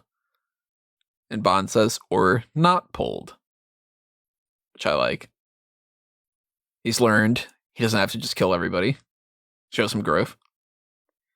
Yep. Yeah, and how dare this little kid with his computer and his knowledge of the internet tell him. Kids these days with their pajamas and their laptops and their rap music. And they're hipping and they're hopping. They're bipping and they're bopping. They don't even know what the jazz is all about. 10 points if you get the reference. There's two good counterpointing lines in particular. Age is no guarantee of efficiency, and youth is no guarantee of innovation. Mm-hmm. So I love that they have that little stand-up as well. But then as soon as Bond says, he says sometimes a trigger needs to be pulled, and Bond says to not be pulled, as well as being a moment of growth for Bond. It also just a moment of says a quartermaster or Q or anything like that, and says Bond, and they shake each other's hands. So they have a mutual respect immediately because they basically went toe to toe verbally with each other. Yeah, they had a little bit of a dick measuring contest, and it's like, all right, I respect you, we can work together, kind of thing. Q hands him a ticket to Shanghai and a box. And inside is a Walther PPK. Not the P99. So we're going back. And there's Back to also the Future. a grip that has a sensor, and only Bond can fire it. There's also a little radio transmitter the size of a postage stamp. And Bond says, well, it's not exactly Christmas, is it? And Q says, maybe my least favorite line in the movie. Were you expecting an exploding pen? We don't really go in for that anymore. So here's another one of my criticisms. First off, they had a smaller homing beacon in Goldfinger. So why is it now, decades later, you have him carrying around something that's bigger? Innovation. You can't even, like, it's fake. Make it to where it's smaller. You had the tracking chip in Bond's arm. No, that was because smaller. the deal now is that, oh, look at the reality of what we're able to do, and like a real spy would just carry around this stuff because, you know, we don't need to go in for those wacky exploding pens anymore. And my second issue, you already did the fingerprint gun thing in License to Kill, and you have the balls to act like you're above the exploding pen in GoldenEye, one of the best gadgets that people love. That's the one you're going to make fun of? When you can't even come up with a single gadget on your own and you have to do a lesser version of two previous films? Come on. If you're going to make fun of something, make fun of one of the dumb ones. Go like, oh, what are you expecting? A fucking crocodile submarine? Don't make fun of the good ones. And don't be like, oh, we're so above it, so we're just going to copy things that we did already. You couldn't have thought of anything different. Well, you could also look at it like a schneid piece of shit kid thinking that he's so much better than his predecessors. That happens every day. Those kids. I look at it more like you have to take it from the perspective of the fact that they probably marketed this to people that don't know there was ever a crocodile submarine. That's fair too. So if you said, oh, he's expecting a crocodile submarine, it's just like, why did he say crocodile submarine? Whereas people like offhand know the exploding pen reference because it's been mocked and lampooned in British comedy for decades and decades and decades. So like that's a reference that everyone can get straight away. It's like, oh, that's a Bond trope. So I think that's the reason they went for it rather than being like, oh, why didn't they choose a better gadget to go with? Well, because they assume that most people watching this don't know the old Bond gadgets. I would have replaced that with, if you want to have the line, which I don't think you need to do the whole, like, we're not doing gadgets anymore thing to begin with. We already talked about that before. But if you're going to have it, I would have replaced it with, oh, I'm just going to pull the invisible car out back for you. To be like, Die Another Day, that one sucked. Because that's only 2 movies ago. Yeah, but it sounds like you're just taking it personally because it's GoldenEye and that's your favorite. It's a little bit, because it's like, well, that's the one that made the series come back. And you're acting like you're above it now. And, I don't know, maybe have a little bit of reference to the thing that saved the series. Yeah, but it's been nearly 20 years. It seems fair that's far enough away that was the beginning of Brosnan, and still modern enough that most people watching might get it. I do really like that they get a call back to the old films where he says, and please return the equipment in one piece. At least he's picked that up. Well, again, I'll just say for the record, when you're referencing the exploding pen, people were referencing the exploding pen decades before GoldenEye in comedy and stuff like that. So it's just one of those things that people just assume that Bond always had an exploding pen.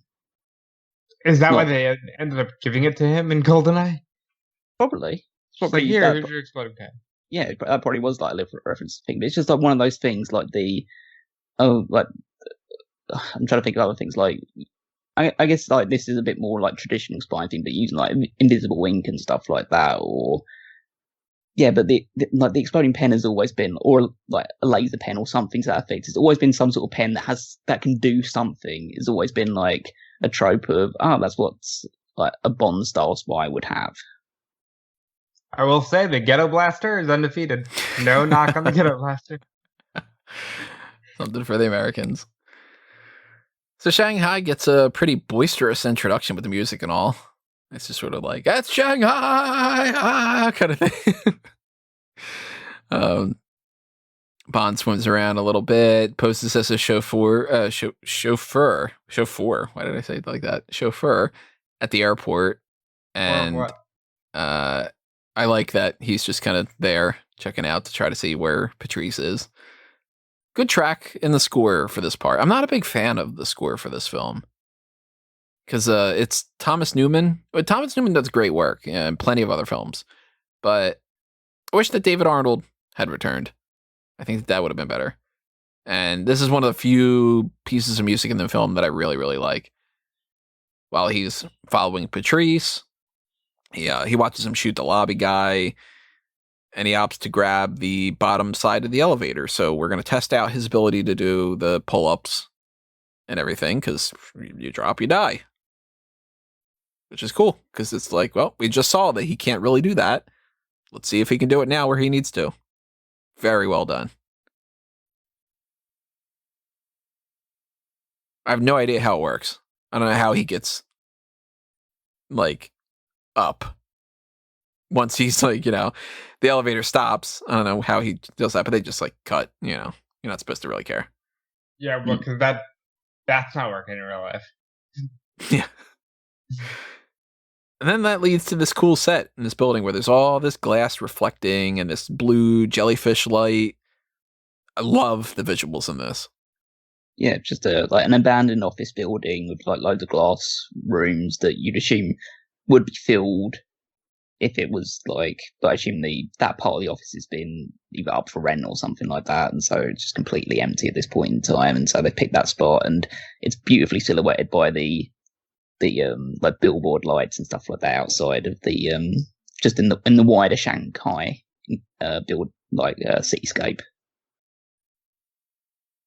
Then that leads into Bond checking out Patrice, watching somebody get assassinated by Patrice, and it leads to a fight sequence. Really good fist fight, and kicks and gunshots and stuff. It's mostly a fist fight, but the cool visuals, the action itself is one of the better fist fights, I think, in the series. Yeah, I love the fact that it's like silhouetted and then it's just occasionally lit up by whether it's like either a gunshot going off or just a light shining in through one of the billboards and stuff like that. But other than that, it's just like pitch black and you just see them brawling with each other. And it's just, it looks really physical. And yeah, I love the fact that it's like, it all takes place, I think it was in like one take or just like in one continuous shot. Not, or at least not fluctuating from that very often or anything like that. So it just felt very, I would say real, but it felt very well put together in that regard. So Patrice never says a line in the movie. Yeah, I don't care about the henchmen. Yeah, well, it's just like, I'm not saying that as a case like, they should give their henchmen more characters. It's just like, no, I don't. Like, I'm okay with henchmen just being henchmen, just bodies for Bond to deal with, essentially, along the way. I do think that we could have gotten a better henchman kind of deal, where maybe, because nobody's going to remember Patrice. And, compare him to, like, Oddjob. Yeah, it's not perfect. Yeah, but I thought he had some of the best action in the whole series. Yeah, in this case, it's like you've transitioned from henchmen that are kind of, I guess, characters to henchmen that are forgettable. Stuntmen. No, I don't think they're forgettable. I mean, I think that they're there to make memorable scenes rather than to make memorable characters. I think you tweak it a little bit, it could be a lot better.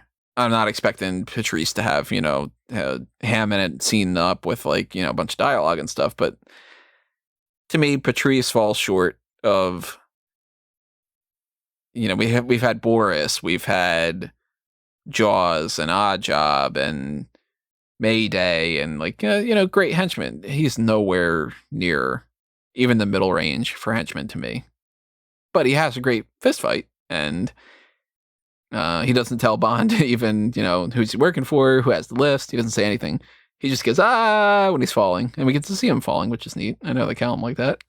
Yeah, that's Count's favorite. Oh, yeah. I mean, yeah, it was good to see him fall. More interesting about that really was that Bond had no intention of dropping him. Just his arm gave out. Yeah. Different than when in Live and Let Die, or not Live and Let Die, in Spy Who Loved Me, when he just literally knocks him out and Sandor just falls. A helpful chap. And Bond meets eyes with the beautiful woman in the room that the guy had been assassinated. We'll get to meet her a little bit later on. He also sees a coin for a casino in Patrice's stuff. So that's the next lead to go into. M gets another message on her computer. 5 agents are posted on YouTube, so their covers are blown. That's going to suck. And it's not going to end anytime soon because 5 more will be released every single week. And once again, it says, think on your sins. So. Again, there's like, the thing that I love about that, or the way that's like the main thing that they're trying to recapture at the moment, is that it just feels so real. And that makes it scary. It's a lot more real than some of the stuff we've had in the series beforehand, where it's like, all right, there's not going to be a guy pulling the Atlantis stuff unless you're Elon Musk.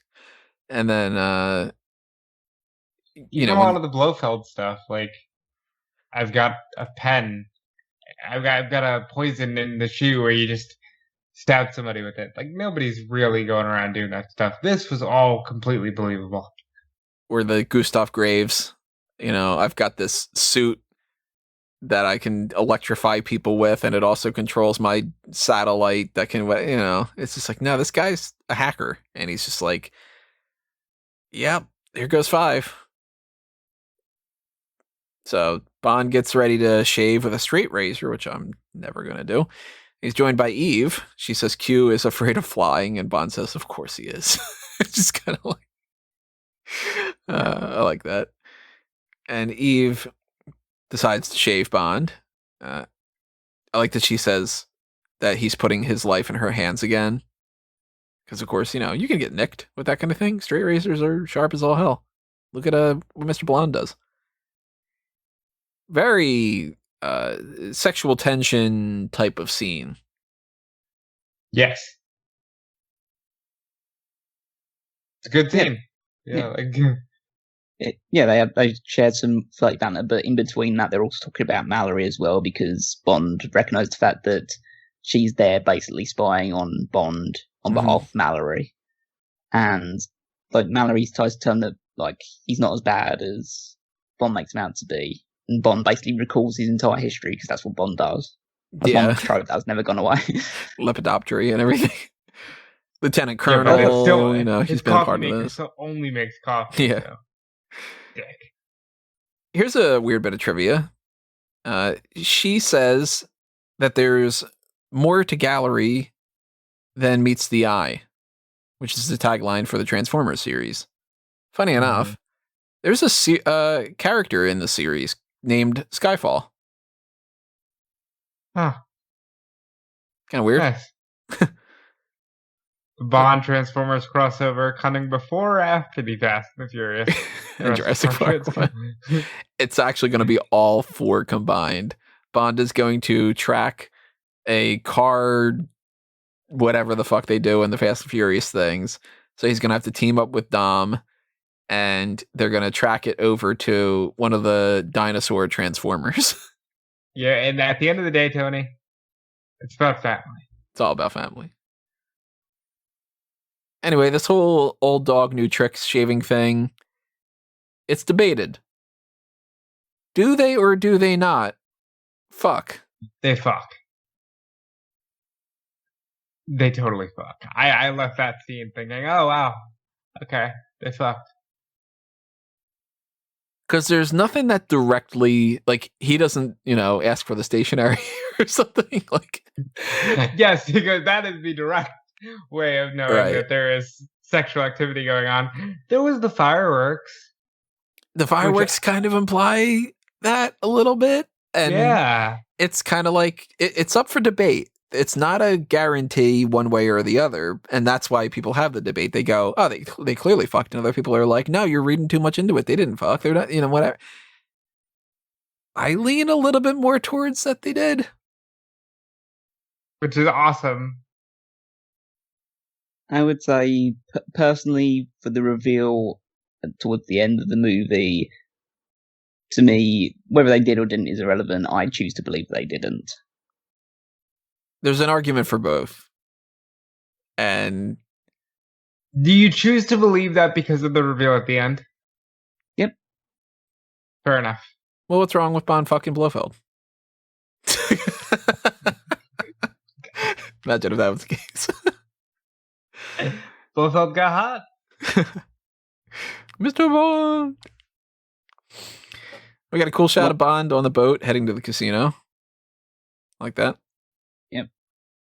I like that at the casino. One of the very first things that he does is he tells Moneypenny, don't touch your ear. He's always learning. It's that whole thing with Carter was his name, I think. Yeah. He's just like, stop touching your ear. Spoilers, you just said Eve's last name. Yeah. Either way.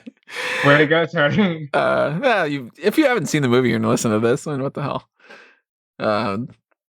Bond cashes in the chips. Clearly, it's a symbol for something more. And wouldn't you know, the beautiful woman from the assassination scene is there. And Bond is given a briefcase filled with cash because there's shady business going down. And the woman walks over, asks him to buy her a drink, and they chat up a bit. He says to Bond, James Bond lying, thankfully. She introduces herself as Severine. Love the name. That's a name. That's a very, like, Bond girl without being stupid and silly with the pussy galore, a lot of vagina, whatever types of, it's like Severine. Okay, yeah. You meet somebody named Severine, she's going to be this, like, bombshell French seductress type of thing. It's not going to be like, hi, my name's Severine, and you're like, ugh. You from Alabama? Like, what hole did you crawl out of, Severine? Like, I guess probably at this point, people watched the movie and named their kids Severine, and then, got some ugly ones out there. Eve calls her pretty, if you like that sort of thing. Which is like, very vintage kid. You're jealous. Kind of like, She's very pretty for a lady.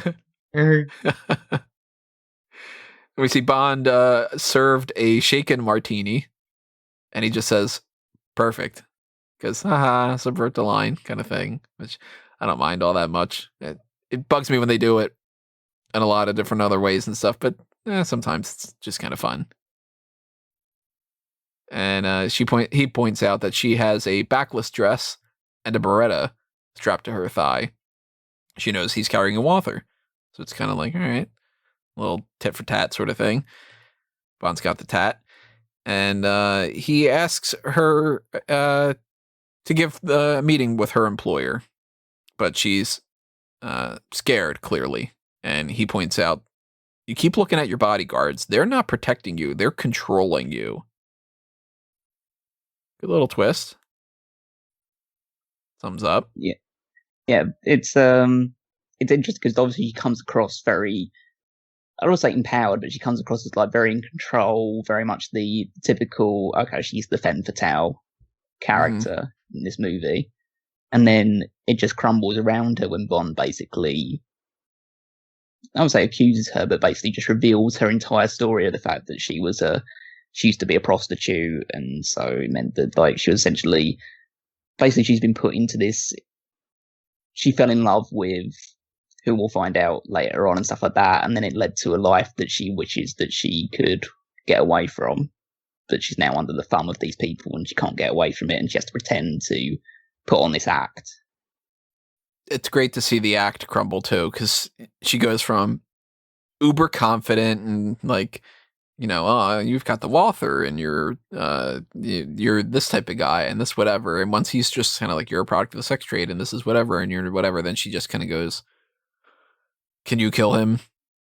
Like, can you save me from this? And I like that Bond says, well, somebody usually dies. It's a little foreboding, though. She says that the bodyguards are going to go after him when she leaves, but hey, if you survive, meet me at the harbor, or I'm at this dock, whatever, that kind of thing. And I like that Bond just salutes the bodyguards with his drink, like, well, we're going to do this, so... yeah.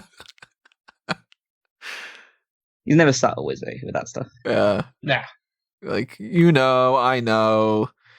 Smack you with the briefcase.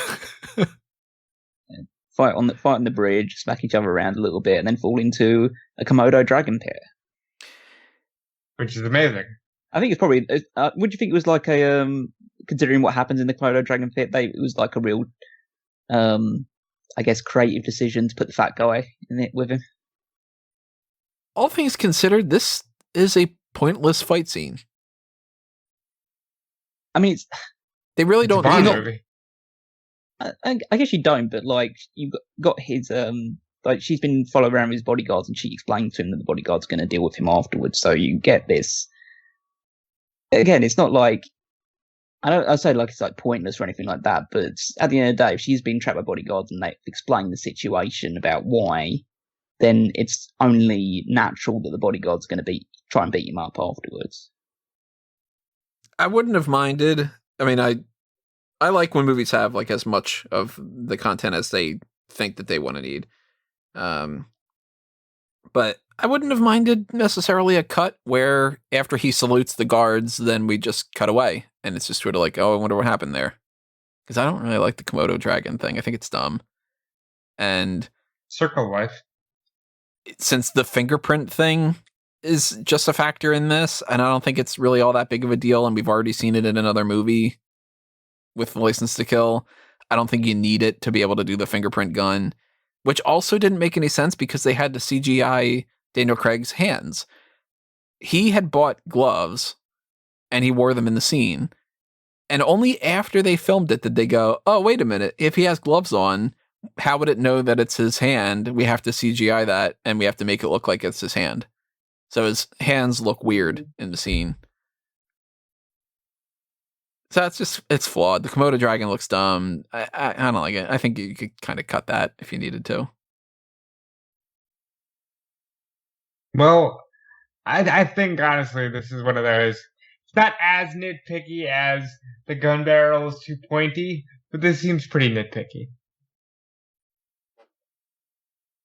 Yeah, I kind of feel like I didn't mind it. Again, I don't think it's like super necessary in any regards. I just feel like it's really one of the things that's ever missing from the Bond series, which is the character being dragged away off screen into the darkness screaming. But like that's something that loads of other movie franchises have, but the Bond series hasn't happened till now. But you can take that off the list. Oh, and one of the extras in the background is the brother of the guy who played Fukutu in Casino Royale. A lot of people think that it's Fukutu. That's his brother. That's just one of those things. Severine's disappointed. Bond didn't show up by the time that they cast off. She looks really, really good with her hair down. That's her best look in the film, I think. I have a note about that. And then when she's in the shower, Bond just inexplicably walks in. And they have sex, and it's a little uncomfortable knowing that she was in the sex trade and all. But you're not really supposed to think about it. I mean, I think that there was like that flirtation earlier, and I know it's like the idea of that stuff. But then again, she did invite him onto the thing if he survives it. So there's an implication of consent. Yeah, I know. So yeah, again, it's like anything that's not like actual direct consent is still you shouldn't act on in reality. But I think there's enough context there that we shouldn't feel creeped out by it. It's certainly not as bad as like some of the other things we've seen. And we see also like when she's upset that Bond hasn't arrived, she's upset and she had prepared like drinks and everything like that. So she was waiting for this essentially. So I don't feel super bad about it. It is kind of sad though that somebody that was in the sex trade is at a point where that's kind of her only bargaining chip for some things, you know? Yeah, that's true. Well, Yeah, I don't know. It is uncomfortable, but I think there's enough to show that she invited it, so it's not like uncomfortable like the one where more lies to the Solitaire. psychic and yeah, like Yeah. that's right. Yeah. So then we switch over to some information that 3 of the MI6 agents have been killed. People think that the organization is antiquated and they can't keep working in the shadows. They keep you going back to the shadows thing. M thinks the total opposite. She thinks that the villain is somebody from within this kind of organizational structure. And the boat heads off to this island, which is totally abandoned, almost as if it had been hit by a nuclear bomb. And the result of that is the villain himself making people think that there was this nuclear fallout and that they just dropped everything and abandoned it. He just wanted the island for himself as a base. And it looks so cool. Yeah, it's very much as you say, it's very much like the nuclear fallout type of abandoned, just completely desolate feel. It feels like something that you'd see in like The Walking Dead or in just any sort of like post-apocalypse style movie. Obviously, it's just a guy's island. It's just like, oh yeah, I just it's just like saying like, yeah, he just forced everyone out by saying there was some sort of nuclear issue and stuff like that. He just said, yeah, just because he wanted the island. Doesn't care about anybody else that was living there at the time. That's a good prelude to a villain. We also shouldn't overlook the fact that essentially, when Severine and Bond are on the boat, Severine says, "Oh, we could just turn back now," and Bond just looks over his shoulder and he sees that all the guards are armed behind them and says, "Like, yeah, I don't think that's going to be happening." But he also, at this point, he turns on his radio transmitter as well. Yeah, the one that anybody should have been able to see him do, but that's going to come into play in a little bit. And we're introduced to our villain in a long shot of him walking toward Bond in this big server room. And it's Kevin Spacey. At least in a different reality, because he was offered the part, but he had to turn it down due to scheduling conflicts. So in a different world, it's Kevin Spacey walking toward the camera. I think this was better. Same here. Yeah. I think. I think that this iteration of the character is an improvement on what Spacey would have done. I think Spacey might have hammed it up too much. I think Spacey, before his career completely crumbled, when he was still just regarded as like one of the absolute best actors that's ever existed, could have been an amazing Blofeld. I agree with that statement. And this guy's not Blofeld, so, Instead, he's Raoul Silva, played by Javier Bardem. And he tells a story about how his grandmother took care of this rat problem by trapping the rats, and they eventually got to the point where they were starving, so they cannibalized each other, and that gave them a taste for rat instead of coconut. So you let them out, they only eat rat. Cool story. Yeah, you immediately just get the sense of, oh my god, who's Bond dealing with right now? But yeah, it's not like it's anything. Well, it's malicious, but it's nothing like at that moment in time that he's done to humans or anything like that. It's not like he's gone on like a massive killing spree or anything like that. But he just it shows his mindset going into this, and it's an analogy that follows the thread of the rest of the movie. So, Javier Bardem is currently filming for the role of King Triton in the live-action Little Mermaid. Huh. That's quite the fit, but I think he is phenomenal in this role. The story about the rats is one of those that just makes you go, oh, what a sadistic bastard, and I love him. Like you just, right away you're like, okay, this is a Bond villain. That's his, like, He has more than one, but that's his monologue of like his character moment in a way. And it's his introduction, so it's a great introduction for that. He mentions that he and Bond are the two survivors, like the rats. He gives a little bit of a backstory. He used to be M's favorite, Hong Kong, 86 to 97. And Silva explains that M lied to Bond about the marksmanship score. The psychologist didn't clear him for duty. He brings up on the computer his information: alcohol and substance addiction, pathological rejection of authority based on unresolved childhood trauma. He says, Mommy was very bad. Mom! It's headcanon, I don't care. You're gonna beat that drum to the very end, are we? I'm always gonna believe that that's a thing. I don't care. It makes me like it better. It's kind of like me thinking that the lyrics are different of oh my god, I'm blanking on the that's Tomorrow Never Dies. It's like, nope. That's what it is. I don't care. But of course that's a theme of this anyway, so it applies.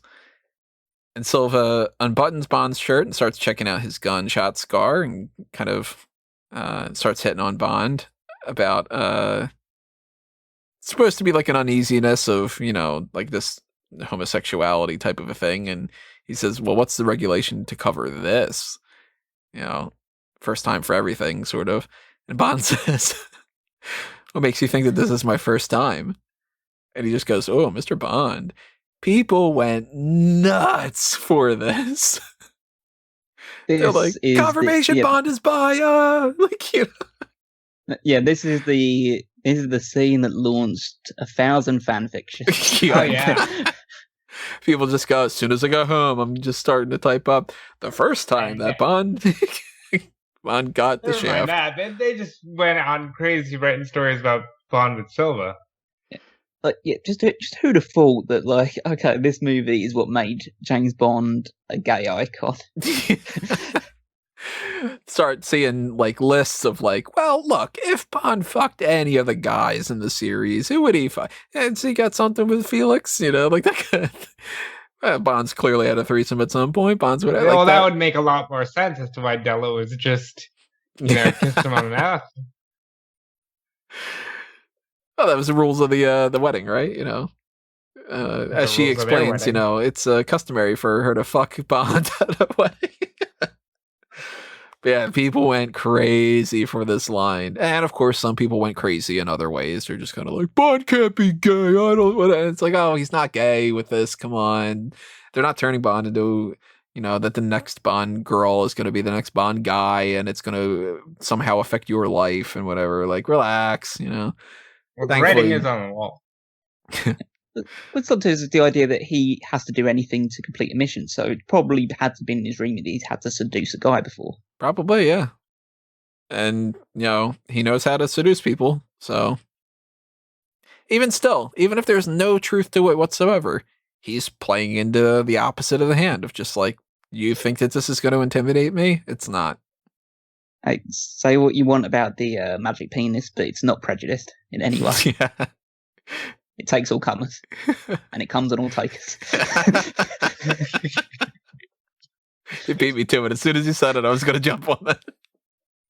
The line, I mean, not. You jump on that magic penis, God time. Clearly isn't his first time. Preempted when it comes to that one, yeah. Silver bullet, golden gun, you know what I'm saying? He's got a powerful weapon.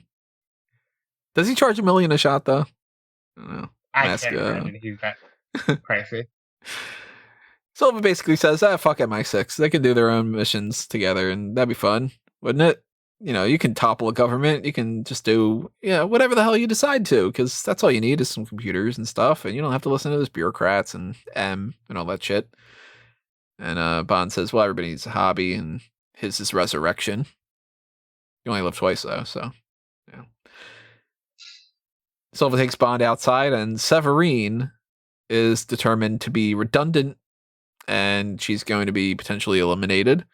So Silva balances a shot glass on her head, and he quips, whatever you do, don't lose your head.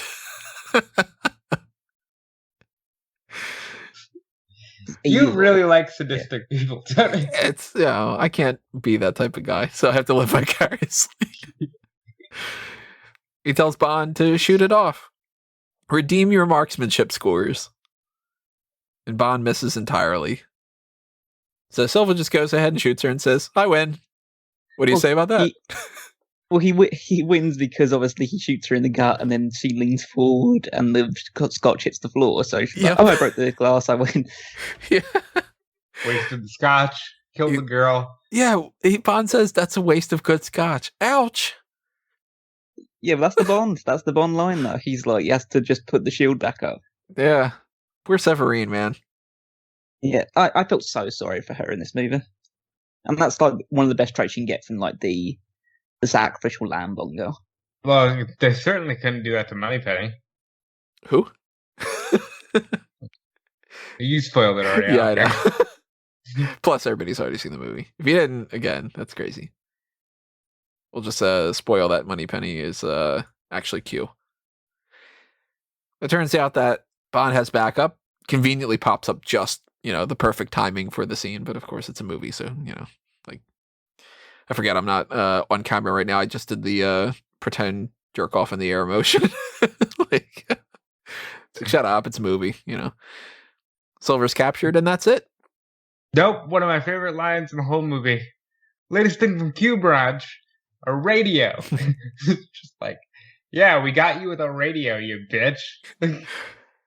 So he's in custody, and the world's saved, and the end credits pop up, and 007 will return Inspector. Yep. Quick movie. Everybody. Very good, though. Quick movie. All right, shaking. See ya. But of course, we get to see that Silva is in full Hannibal Lecter mode with his glass prison cell. And he has this exchange with M. He explains that he was tortured for 5 months. Not as much as Bond, Diner of the Day, but whatever. He was keeping track. And he decided eventually that he was just going to take his cyanide pill. Now that is something that, if you watch the previous films, that means so much more. Because 5 months, Silva takes the cyanide pill. Bond's tortured for 14 months. And he's like, no, I threw that shit away. Just goes to show you the difference between the two of them. Yep. And Silva shouldn't have done it. Because it burned his insides and left him disfigured. And he's got this prosthetic for his mouth that's gross. Real gross. Yeah, it's both replacing his teeth and also propping up his cheeks, because otherwise his eyelid his eyeball almost like pop out of his head. I love the effects they put together for that as well. Yeah, it's really good. I like the sound too, because it's just all like, and you're just like, that's ugh. He said that life clung to him like a disease. And he was wondering, if it's a karma, it's destiny, whatever kept him alive. He realizes now it's so that he could look M into the eye again and get his revenge. She reveals that his name, and I like how she does this. She just tells Bond without even being prompted. She turns around and she says, his name was Tiago Rodriguez. He started hacking the Chinese beyond his orders. And she eventually gave him up in exchange for some other agents. Bond doesn't ask. She tells him. And it's like a kind of guilty conscience sort of thing, but it's a matter of her wanting to absolve herself of her sins and explain to Bond so he doesn't get the wrong opinion and think poorly about her in reflection to himself. Because they're on rocky ground right now. But she's just like, no, he was with this kind of thing, and this is what happened. This is why I'm justifying my actions in the past. Bond didn't even have to ask. She knew that she needed to fill him in on that. Well, I kind of took that as she trusts him. So, hey, I'm going to tell you because you can handle this. This is what I did.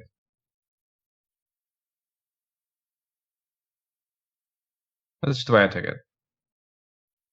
Any other takeaways from that?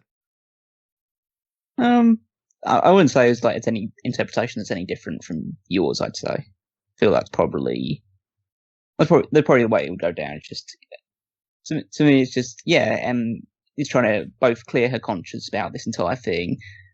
Maybe also she just feels like, well, essentially she knows Bond is going to ask her, so might as well just get it over the way and just turn around and tell him before he has a chance to even ask her. So it could be it could be either one of those approaches. Or both. Either one. Yeah, or both, yeah. There's then a series of intercut sequences. Q branch is trying to break into the laptop. Em and Tanner and Mallory and others are having this meeting about all these recent security breaches, and it turns out that the laptop was a Trojan horse, and now Q has unintentionally opened up the doorway for Silva to have completely hacked into their systems and orchestrate his escape. Q's got a little mug. That's a Q mug. I think that's cute. And Bond tries to chase after Silva through the subway and all. It's not really like an action sequence. It's more like another slow chase sort of thing, but it's kind of neat. And this is another one of those things that's like, shut up, it's a movie. But whenever there are things that are like this in movies, there's always part of me that goes, come on, nobody can literally pull off every single moment at the exact same time that needs to happen and guess multiple people's precise movements at that exact moment. But suspension of disbelief. Fuck you for thinking about the House of Cards. There are psychopaths that absolutely can. It's that whole Joker Dark Knight thing. It's like, I planned for the thing to go wrong, and then the thing to set up the other thing, and then that to set up that. 1% of people can do this, but I believe that there is a sick 1% of people who can absolutely do this. Ultimately, you're supposed to just have fun because it's a movie, you know? To hell with your fun. I'll leave when the job's done. No real notes for me about this, other than that I like that when Bond jumps on the train, the one guy's like, he's keen to go home. That's like one of those little fun lines that you get from like the more movies where it's just it's just I think it's a more sophisticated interpretation of the guy dropping his wine glass or something like that, or the double take pigeon. Yeah, something along those lines. Wouldn't it be great if the pigeon was in there, though, wouldn't it? No, because they were mean to that little pigeon. That pigeon's long dead by now anyway. But any notes you guys have for the whole train kind of sequence? Is it before they get in the tunnels or after they get in the tunnels? Even then, the only thing that I have for the tunnel part is that I don't like the train crashing. I think the train crashing thing is it's not the most super realistic thing in the world. It's like as you say, it might be that 1 in a million shot. It's like, that's the plane landing on the Hudson or something like that. He managed to keep the train intact while falling across it. So it is a bit I would say jokey, but a bit gimmicky. But again, it's a movie and it's a Bond movie at that. So I'm kind of, even though this is a more sophisticated Bond movie and you wouldn't expect to see stuff like that in there, I guess it's okay to dip into the world of, I would say fantasy, with a bit of like anti-reality to see that stuff happen. Other than that, like the most interesting part of the whole chase for me was after Bond obviously jumping on the train itself was them sliding down the escalator. That was like good. Like two kids going down there at the things like that who haven't paid for their ticket or anything like that. Yeah, always wanted to do something like that. I also enjoyed that Bond couldn't open the door, and he said, fuck, great, there's a train coming," and he just barely makes it out of the way. And then Q says, "Well, you should be able to open it." It's like, and he shoots it multiple times. And it's like, "There, see, told you." Just like not even thinking like, "Oh, you just had to twist the handle a little bit more," rather than just like actually shoot it open. This is a very realistic Q. I can see this person actually existing, where they're very good on the tech side of things, and they just assume that the blunt instrument should be able to do anything at the snap of their fingers. Yeah, like, I mean, you can't open up a door, just put your back into it, ram your shoulder in. You're the brute. Learn how to pull the trigger, I like M's speech that's intercut with this. Yes. she points out that it's scary that the enemies nowadays aren't really just like entire countries. They're random people in the shadows. And how real is that, by the way? That's 100% the way that things are. It used to be like those damn commies, and nowadays those it's just sort of Russian like commies, and now it's like, oh, this one dude from his bedroom just attacked the entire and fucked the entire economy. Like some random guy at a movie theater shoots up the place, and this person does this, and that guy's anonymous is on the internet, and it's just kind of. It's the whole shadows thing that she says. And she's right. She reads a piece of poetry that her late husband is kind of inspirational toward, which, there you go. It's established that he's passed on. R.I.P., Mr. Mansfield. Again, it kind of adds to the fact that there's been a distance of time between this and Casino Royale. And she reads her poem, and Silva bursts in and starts shooting up the place. And he hesitates for just a second to savor shooting M or to confront the idea of like, oh my God, do I actually want to kill her kind of thing? Like it's something that's like, wow, you've got a gun to the person that you want to kill. Maybe you don't, maybe you do. And it's just enough time for Mallory to jump in front of the bullet. That was not the sound effect of Mallory jumping in front of the bullet, but that was like so perfect on that. Just burn. So this Bond, Eve and Mallory shoot out with Silva. It's pretty cool. I like it a lot. Yeah. But then even in the odds gradually, because just originally just Bond shooting from the side a bit, and then he passes the gun over to Eve, and then Mallory gets hold of one from as well, and then it's just like, okay, you kind of get a sense of, okay, these are the three going forward almost. It's like, it's obviously Bond, but like these two are going to be constituent players going forward. Making progressive switches up of like Mallory gets consistently better and better and better throughout the film, where you're like, this guy, and then you're like, that guy, but I kind of get it. And you're like, he's not that bad of a guy. And they do a really great job with Mallory in this film. It's one of my favorite parts. And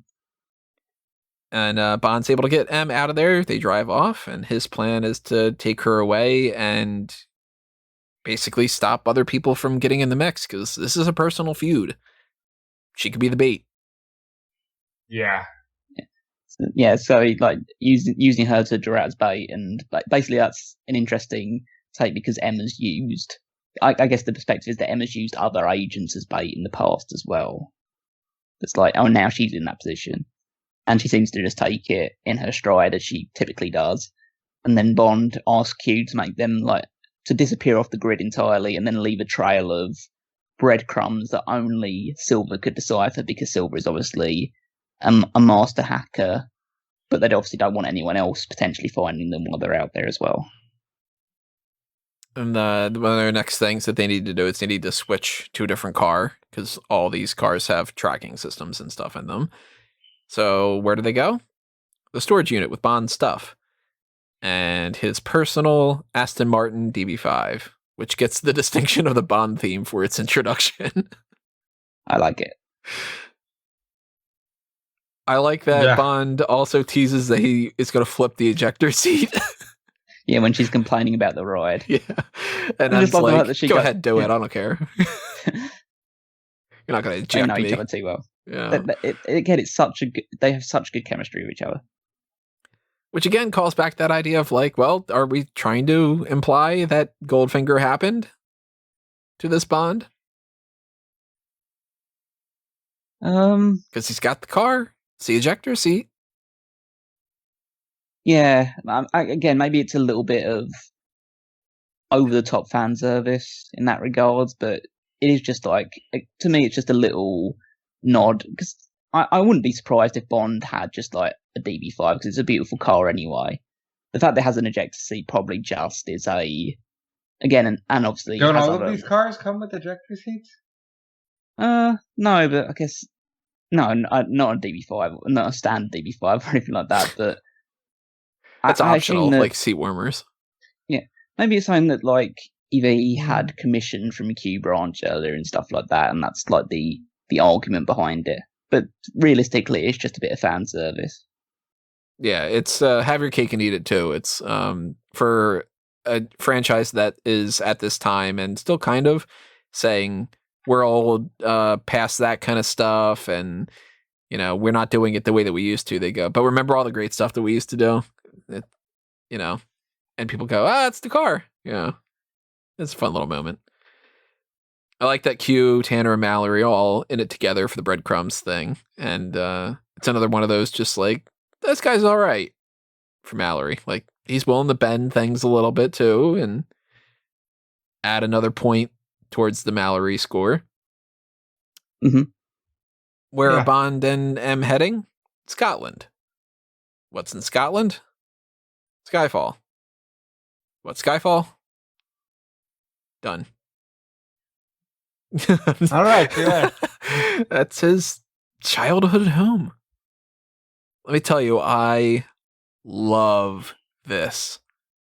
It's the 50th anniversary of the series, and here we are addressing the death of his parents at his house, nonetheless.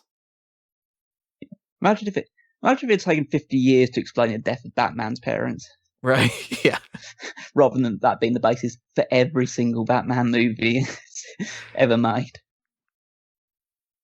I love that the house is basically like a ghost. It's empty, it's boarded up, there's sheets over the furniture and all, because he was declared dead a few months ago, and he has no next of kin, so the house was in his name. Clearly, they're just going to sell it. It makes perfect sense. Yes, because he's told about that because as they walk in and just look around the place, it's by Kincade, the gamekeeper, who is a fun character. So originally, the game plan, Sean effing Connery was going to play this. Wow. That would have been something. That would have been it. That would have been the right move. That would have been a mind fuck. Because people would have been like, does that mean that's what? Is Bond always repeating a cycle of training the next Bond and dying in a climbing accident? Like, what? Just kind of. I think that they made the right call not going with Connery. As cool as that could have potentially been, because then people would have been like, well, does that mean that that's actually James Bond and he's just under the name Kincade? Is it the code name theory? Is the whatever? No, fuck off. That would have been awesome. Bond in this role would have been great. I also like that Kincade mishears when Bond introduces M, so he calls her Emma for the rest of the film. Mm-hmm. That's just a cute little like, oh, hey, Emma. Like, it's almost like he's hitting on her. It's like they could get off into the sunset together kind of thing, Yeah. All the guns were sold out. Sold off, not sold out. It's not like it's their store. The only one that's left is Bond's dad's old hunting rifle and a couple sticks of dynamite and a hunting knife. They're really down to like the bare essentials here, and Kincade's down for the fight. And he calls Bond a jumped up little shit. Yeah, try and stop me, you jumped up little shit. I like that. He also explains this priest hole in there, and he says that Bond hid in there for 2 days when his parents had died. So for the first time, we're really getting into some of the deeper stuff about that childhood trauma for Bond. Yeah. He went in there for 2 days. When he came out, he wasn't a boy anymore. Mm-hmm. So M gets this even more than she ever really knew. She gets more of an understanding of who Bond is. And then it's time for everybody to have what everyone refers to as the Home Alone sequence. I did, yeah. That's the only reference you can come to mind when you see this until I say. They concoct a bunch of plans. They make bombs out of nails and shit that they have. They set up some booby traps. They order a lovely cheese pizza just for themselves, and they tip little Neros like some cheapskates. A lot of people hate this. I don't at all. I think that it's like, well, just because it happens to be that Home Alone came out, they're not doing Home Alone. It's a different thing. I love Home Alone. It's my favorite Christmas movie. And it's just like, let's be the ragtag group. I don't see any issues with it whatsoever. Yeah, they've got one weapon, one or two legitimate weapons, and then the rest of it is just stuff they have to essentially make sure the house essentially does the fighting for them. Which I don't blame them for. Yeah, fuck people who don't like this. Yeah, have a little bit of fun. And we get the first true F-bomb when M says, I fucked this up, didn't I? Now in the theater, I went, oh, okay. She said fuck. Neat. She did. Like, I gotta take that step going forward. I'm okay. You get to have one F-bomb in a PG-13 movie. I don't know why if you say 2, it's a big issue, but whatever. Fuck. There you go. This podcast is rated R. That's why I have that thing at the beginning of this. But it's good, It's people talk like that. I talk like that for sure. And yeah. Instead, she could have said, "Oh, I mucked this up, or I messed this up, or I screwed things up." Or it's got more weight to it for her to just be like, "I really fucked things up, didn't I?" Yeah, it's like when you're in a life or death situation, you're not gonna be like, "Oh, let me clean it up here. Let me say I screwed the pooch." Yeah. It's like, no, I fucked this up. Gosh darn it! Oh gosh darn, I screwed the pooch. Or if you're Bond and Diamonds Are Forever, wrong pussy. I thought you were gonna go, ooh. Silva's men storm the grounds. Bond makes good use of the Aston Martin, shooting them up. Am I skipping them? You want to go to? Oh, so they didn't mention the fact that like Bond said that he read M's obituary of him. Oh, that's right. Yeah, I forgot to add notes about that. Yeah. Yeah, and he said how was it? And he said appalling.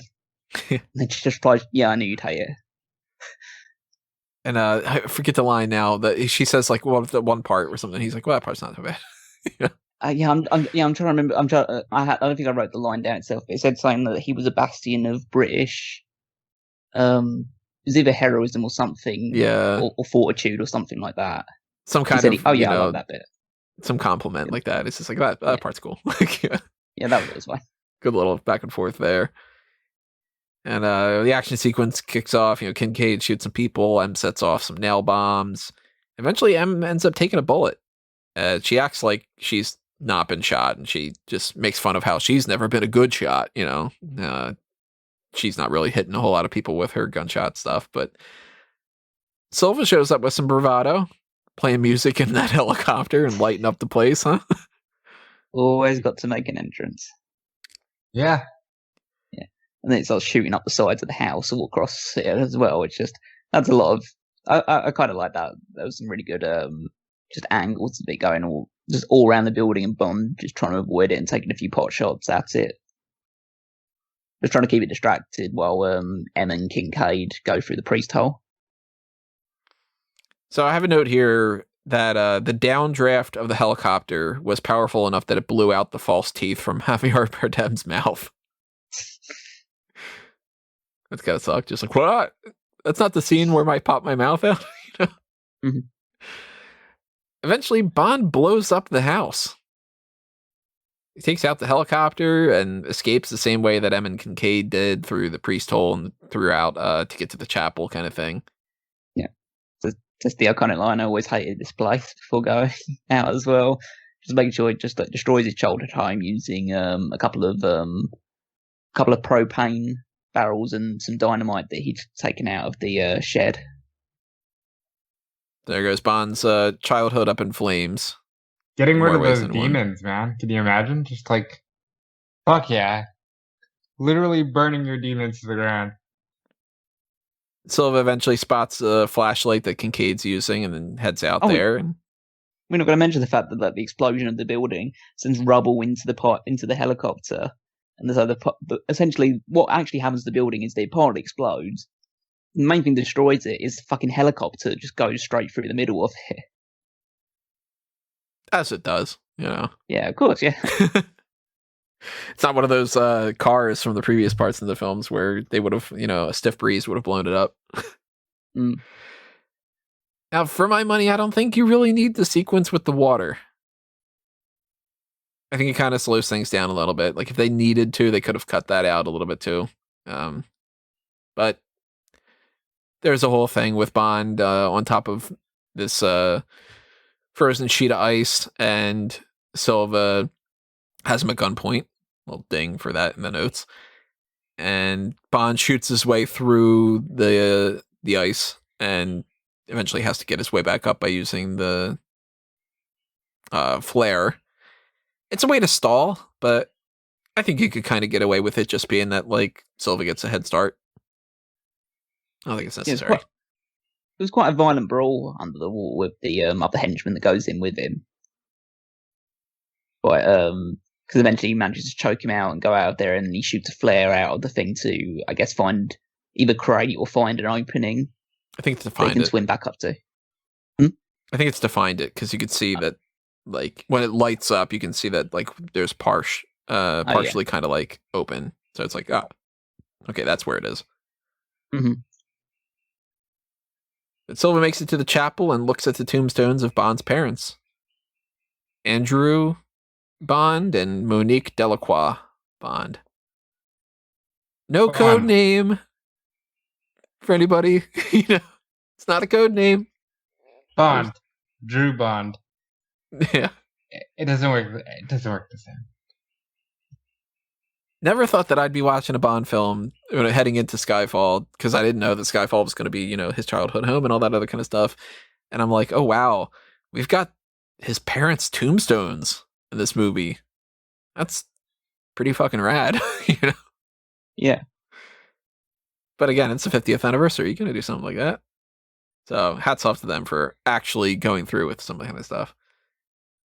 And Silva's very happy about the environment they're in. He says, of course, it had to be here. It had to be this way in this chapel. He puts a gun to both of their heads, and he wants M to pull the trigger to kill them both. I think that's really cool.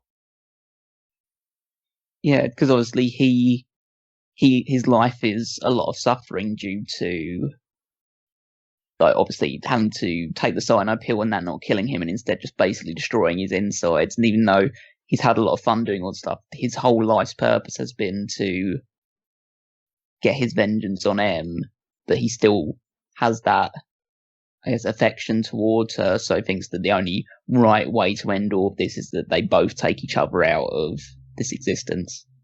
And that she pulls the trigger. Yeah. Because she's the one that pulled the trigger to begin with, kind of. Yeah, exactly. She's the one that's always called the shots in this regard. Totally different scenario than some of the other finales for the villains that we've had in the past, where it's like, we're going to fight over a cliff and we're going to, I don't know, fight in space and stuff. Much more personal. Very cool. But before that happens, Bond throws a knife in Silva's back. And he just looks like... The literal knife in the back got me. I like that he's just pissed. Just like, damn it. Kind of, And Bond he says... tried. He's like walking towards him. Yeah. Bond says, last rat standing. Fucking beautiful line. Yeah, I like it. And Silva's dead. But M collapses into Bond's arms. Yeah, I like the fact that M initially asks, like, what took him so long, as in, like, just trying to keep up with the old character thing, but then immediately goes down. And she still jokes around a little bit. She says, I suppose it's too late to make a run for it. And he's like, yeah, I'm up for it if you are. And we see Bond crying for the second time. And he's cradling her, and Kincade just gives a look like, no, she's not making it, dude. And M says, I did get one thing right. And dies. Beautiful score for the scene. Hell of a scene. Yeah, M died. Yeah, it's an incredibly powerful moment in the entire thing, because even though I guess in the grand arc of this thing, this M is only on her third movie. In total, the M character has been, well, so like this 50 years of Bond, so this 50 years that we've had either an M character or at least an interpretation of M. And so to see one of those characters die on screen for the first time is, yeah, it's a very significant thing, especially Judi Dench's one, which has been so synonymous with the series up to in the last two franchises, or the last two mini franchises within that grand franchise. It just feels like it's really incredibly moving and difficult to watch. I thought this was one of the most powerful scenes in the whole franchise, honestly. Watching her die, and I knew, because I had seen some scenes before watching this, which would let me know that we were getting a new M, but still watching her die, I was like, no! You grow this attachment to these characters, especially with the actress behind the character, and it's like, oh my god, it's scary. And like you look back on the way that Judi Dench looked in GoldenEye, and you can see that she's gotten older. And she's been in the series for over a decade, and she's been M. Like, to a lot of people, that is the one and only M. It's my favorite M, Judi Dench's versions. And it's just like, wow, she dies, and she dies with honor, and she leaves when the mission's done, like she had said earlier. Yep. It's so good. It's one of my favorite parts of this film. It's one of the only things that like is a change for the sake of a change that I didn't feel at least a portion of like, oh, why'd you do that? Kind of. Because it's just like, all right, well, you know, she had a good run, like they said, and she can't do the part forever. Let's have her bow out gracefully. Let's have her character die on screen instead of just being like, all right, well, now you have a new M in the next movie, and we're just going to write it off as like, oh, your predecessor passed away, or, you know, whatever. It's like, no, give her dignity. Give her the ability to do a death scene. Yeah. Yeah, she deserved more than that. I'm sure that at least one of her predecessors may have been given the opportunity to do something similar if he hadn't actually passed away during the process of filming these movies. Yeah, maybe they would have done that with Bernard Lee or something. Yeah. Great musical score, great scene. And that transitions over to back in London, Bond overlooking the cityscape on the rooftop, and Eve comes up and hands him something that was left for him in her will. It's the little bulldog desk piece. And Eve wonders, maybe that's her way of saying that you should take a desk job. And he says, nope, that means the total opposite, which is cute. Love it. She also says that she's decided not to go back into the field. And Bond just says, oh, if it helps, I feel a lot safer. Instead, Eve is now going to be the personal secretary. And she formally introduces herself after Bond's like, I don't think that we've actually been like really introduced. And she says, oh, my name's Eve. Eve Moneypenny. Yeah. And isn't that awesome? Just casually says, oh, I look forward to our time together, Miss Moneypenny. Which is just like, Miss Moneypenny. Like, kind of like, it's one of those things in the movies where you just like nudge the person next to you, just like, she's the thing. You know, he said Miss Moneypenny. And it's the traditional office. Like, that's not the Moneypenny office that we've been seeing. There's a traditional red padded door. There's a hat rack and a coat rack it's just like, what the hell? What kind of weird time stream are we on right now? Kind of, you know, like I, of course, marked out for anybody who's not in the pro wrestling side. It's like I freaked out in my fandom of just like, she's Moneypenny. Oh my God. This makes so much more sense now that they have this back and forth and this kind of their flirtation and everything. And that she wasn't just following throughout the film and fucking Bond and doing the traditional Bond girl stuff. It's like, because she's Moneypenny. Oh my God. The two main Bond girls of this film, well, the three, you've got the femme fatale and the sacrificial lamb in one. You've got Moneypenny. And you've got M. And you've got M.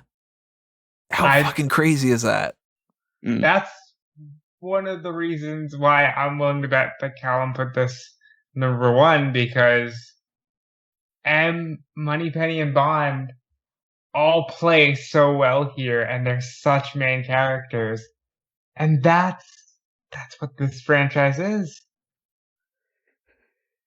Well, it's mainly the Bond and M thing. The Moneypenny thing is like it's a nice little play. I like the fact that she's given essentially an origin story.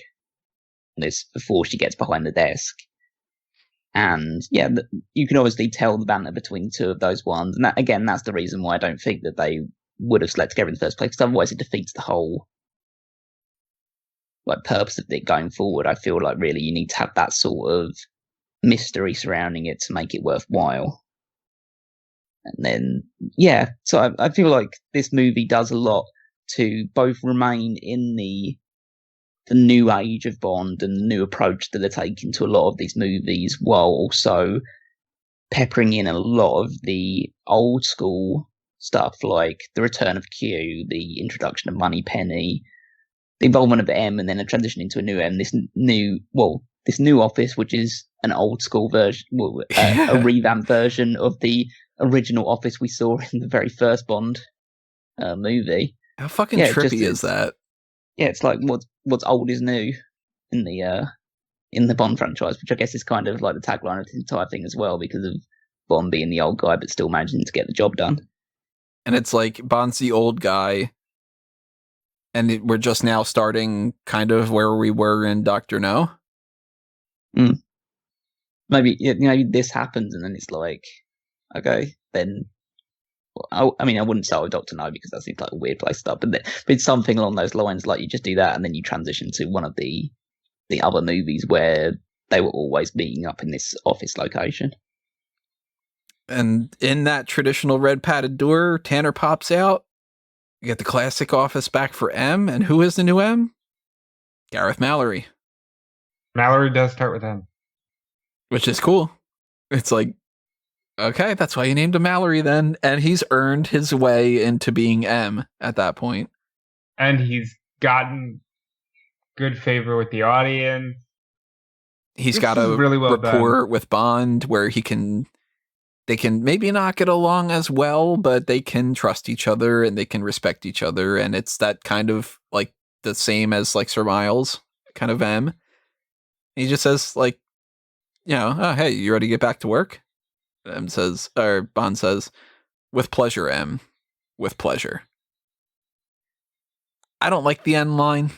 I think you could have you stuck the landing a little bit better, but at least it's a callback to what they said earlier. I, of course, at this point in the movie, I'm just like in a haze because I'm like, okay, it's Moneypenny and it's The Office and Mallory is now M and what the hell? Are you just jumping for joy? Like, is it the opposite of The Last Jedi? Kinda, because I'm just like, wow, they killed M and now we got a new M and it's for this and it's that and it's that. And I'm like, well, man, there's a whirlwind going on right now. And then it leads to the gun barrel and I go,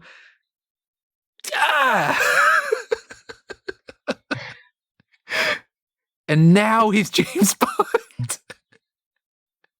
No, it's not. It's not saying now he's James Bond. It's just like it's just saying like, oh, all these things that happen, which are very like, I guess, nostalgic or traditional for like long-time Bond fans, and it just feels natural to put the gun barrel there.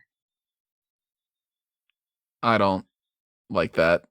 I think that Tony, you're pushing it too hard, man. It's you put the gun barrel at the beginning. Like, it's just, I don't like the gun barrel at the end thing. I know that they did it for the 50th anniversary thing, but it's like, okay, that's 3 movies in a row that they do the thing and whatever differently. And it's just like, nah, So that threw me off a whole lot. And it is the whole now he's James Bond, because now he's in the office, now he's got M, now he's got Q, now he's got Moneypenny, now he's, like if that would have been the end of the series, people would have been like, okay, I get it.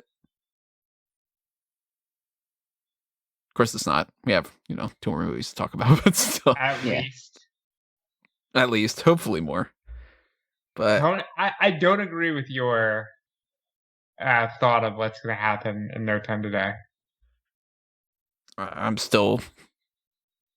I hope I'm wrong. I still think that they're going to kill him off. They're too into the idea of why don't we do something different and subvert expectations and stuff. Yeah, my issue with that is that you really thought that Amazon bought MGM and then they decided at the exact same time that they're going to kill James Bond.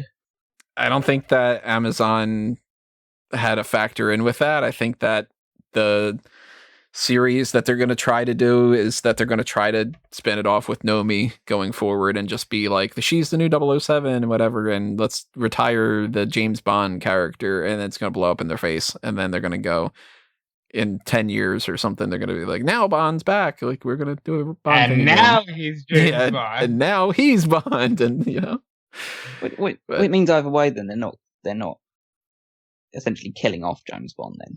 Because Bond will be back either way. I do still think that they're actually going to kill the character. I'm worried about that, but of course we don't know until we see it, which whenever the movie comes out. But yeah, that's Skyfall. Let's start breaking it down here with our usual breakdown that we've got. Gadgets. We got Thumbs up because they're there. The radio, the gun, and the Aston Martin. The Martin and the gun are fun throwbacks. The radio is what it is, but thumbs up because Q is back and the gadgets are there. Thumbs down for me. I go thumbs up. I've already said. I go thumbs up because of the also the stuff they fashioned together for the house. The Home Alone stuff. Yeah, that's gadgets. On the girls' side of things, we got Bond's unnamed lover that, they bone and that's it. We've got Eve Moneypenny. And we've got Severine. Thumbs up. Kudos to Lover for getting out alive. Severine was seemingly good. And Moneypenny is back, and that's the Bond girl, and that's the only one that'll ever matter. Yeah, thumbs up for the three. Gets a thumbs up for me too. I like Eve. I like Severine. The girl's a girl, inconsequential. And of course, there's like the honorary Bond girl of M. But on the ally side of things, we have quite a bit. We have M. We have Q. Finally back. We have Moneypenny. We have Tanner. We have Gareth Mallory. And we have Kincade. So I don't think there's ever been more of a thumbs up cast of allies than this movie. If you added Felix in there, that would be like just everything, right? Yeah. Great. And VJ. It's still a hefty thumbs up, yeah. Tanner's Tanner. We've talked about him before. Mallory, of course. We all are in agreement. Mallory's cool. Yeah. M's great. Kincade's got his part that he plays really well. And even though Q is not the Q, that's my favorite Q. In a few scenes, he's a good Q. I like him. I think he's someone that I feel like will really grow into the role over time. On the villain side of things, we've got Patrice, which I feel is underwhelming. But I really like Silva. Silva's great. I got thumbs up on both. Patrice he doesn't have much of a line or anything, but he's got some good action sequences, and Silva is one of the best main villains ever. On my rankings, I've got Patrice currently underneath Scarpine from A View to a Kill and above Vladimir from Die Another Day. Because it's just like, he doesn't really do too much. I'm not going to put him on par with like Gobinda or something. villain-wise, for the main villains, I've got Silva at number 7. I got him underneath Scaramanga, but above Kleb, which was hard for me because I really, really like Kleb. I have him at 8. He's a sandwich between Blofeld from Russia with Love and Trevelyan. I have him at number 5. So behind the sheaf, ahead of Kananga. So he balances out on our scale right now. Currently, for the combination kind of thing, he is number 4. He is underneath Le Chiffre and above Blofeld from Russia with Love. And yeah, thumbs up when it comes to Silva. Kudos to one of the Dalton villains, Sanchez, taking the top spot, it looks like, for the whole series. I don't know. The next movie might. You never know. We got the music side of things. I mentioned before, Skyfall is what I rank number 1. I have it at number 4, and it's simply because the 3 above it I love as songs that I will listen to on the daily. So You Know My Name is number 1, Living Daylights number 2, A View to a Kill number 3, and then Skyfall. Yep, Skyfall's number 3. It's one of the best Bond songs ever made. Mathematically, because I rank it number 1, and it's a number 3 and a number 4, it comes out as number 1 right now. Just very narrowly, slightly better score than what we have A View to a Kill at number 2. And Living Daylights at number 3, and we'll wrap up all that stuff. Those are very good top 3 songs. I've got the opening sequence ranked at number 8. You guys haven't done that yet, but yeah. Now, when you say opening sequence, do you mean the opening credits, or do you mean the whole scene beforehand? The scene. Beforehand. Okay. Yeah, I've got it underneath The Man with the Golden Gun and above From Russia with Love. And then we got action and humor. I think thumbs up on both. Absolutely. Yeah, definitely. So then that rounds out with, is it shaken or is it stirred? It's obviously shaken. Pretty sure we all go shaken here. Yeah, really, really shaken. Real good. So Callum's got it ranked at number 1. Rob has it ranked at number 3. I have it ranked at number 4. Mathematically comes out to number 3 on our list, which is very, very, very respectable, of course, because it's 3 out of 25 movies. 3 out of 25 movies in 50 years, pretty nuts. Very so good. That it is mathematically level with both GoldenEye. Skyfall and GoldenEye are both mathematically level, but GoldenEye has, because it's both your 2 number 1, then that puts it up ahead. Yeah, it gives it a little bit of a boost. And Skyfall's great. There's those couple of flaws that I mentioned that keep it from being...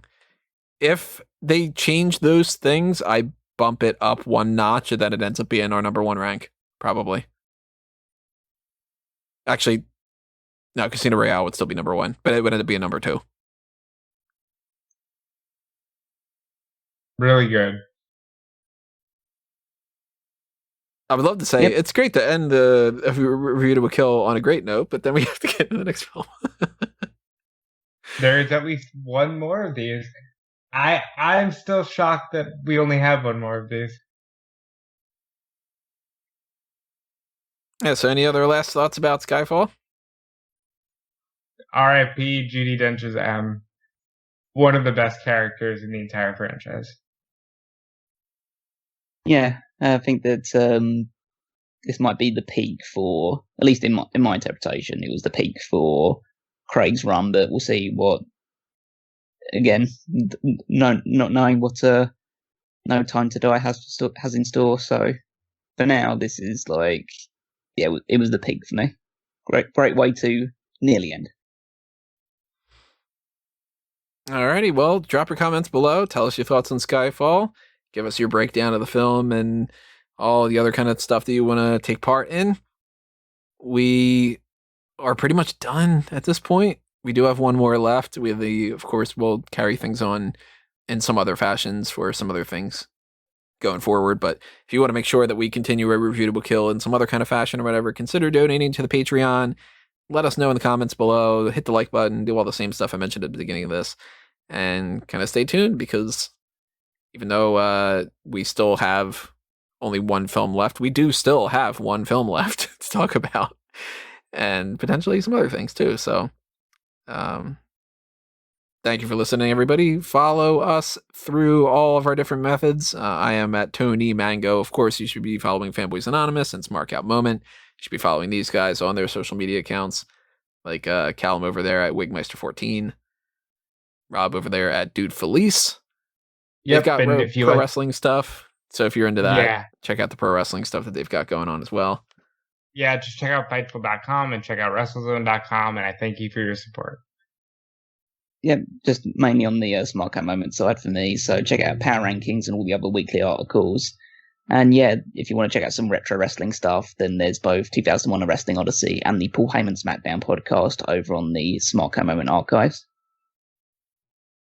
Yeah, and I'm up to whatever I'm up to at this point. We're recording this on June 12th. This is going to be coming out sometime in July.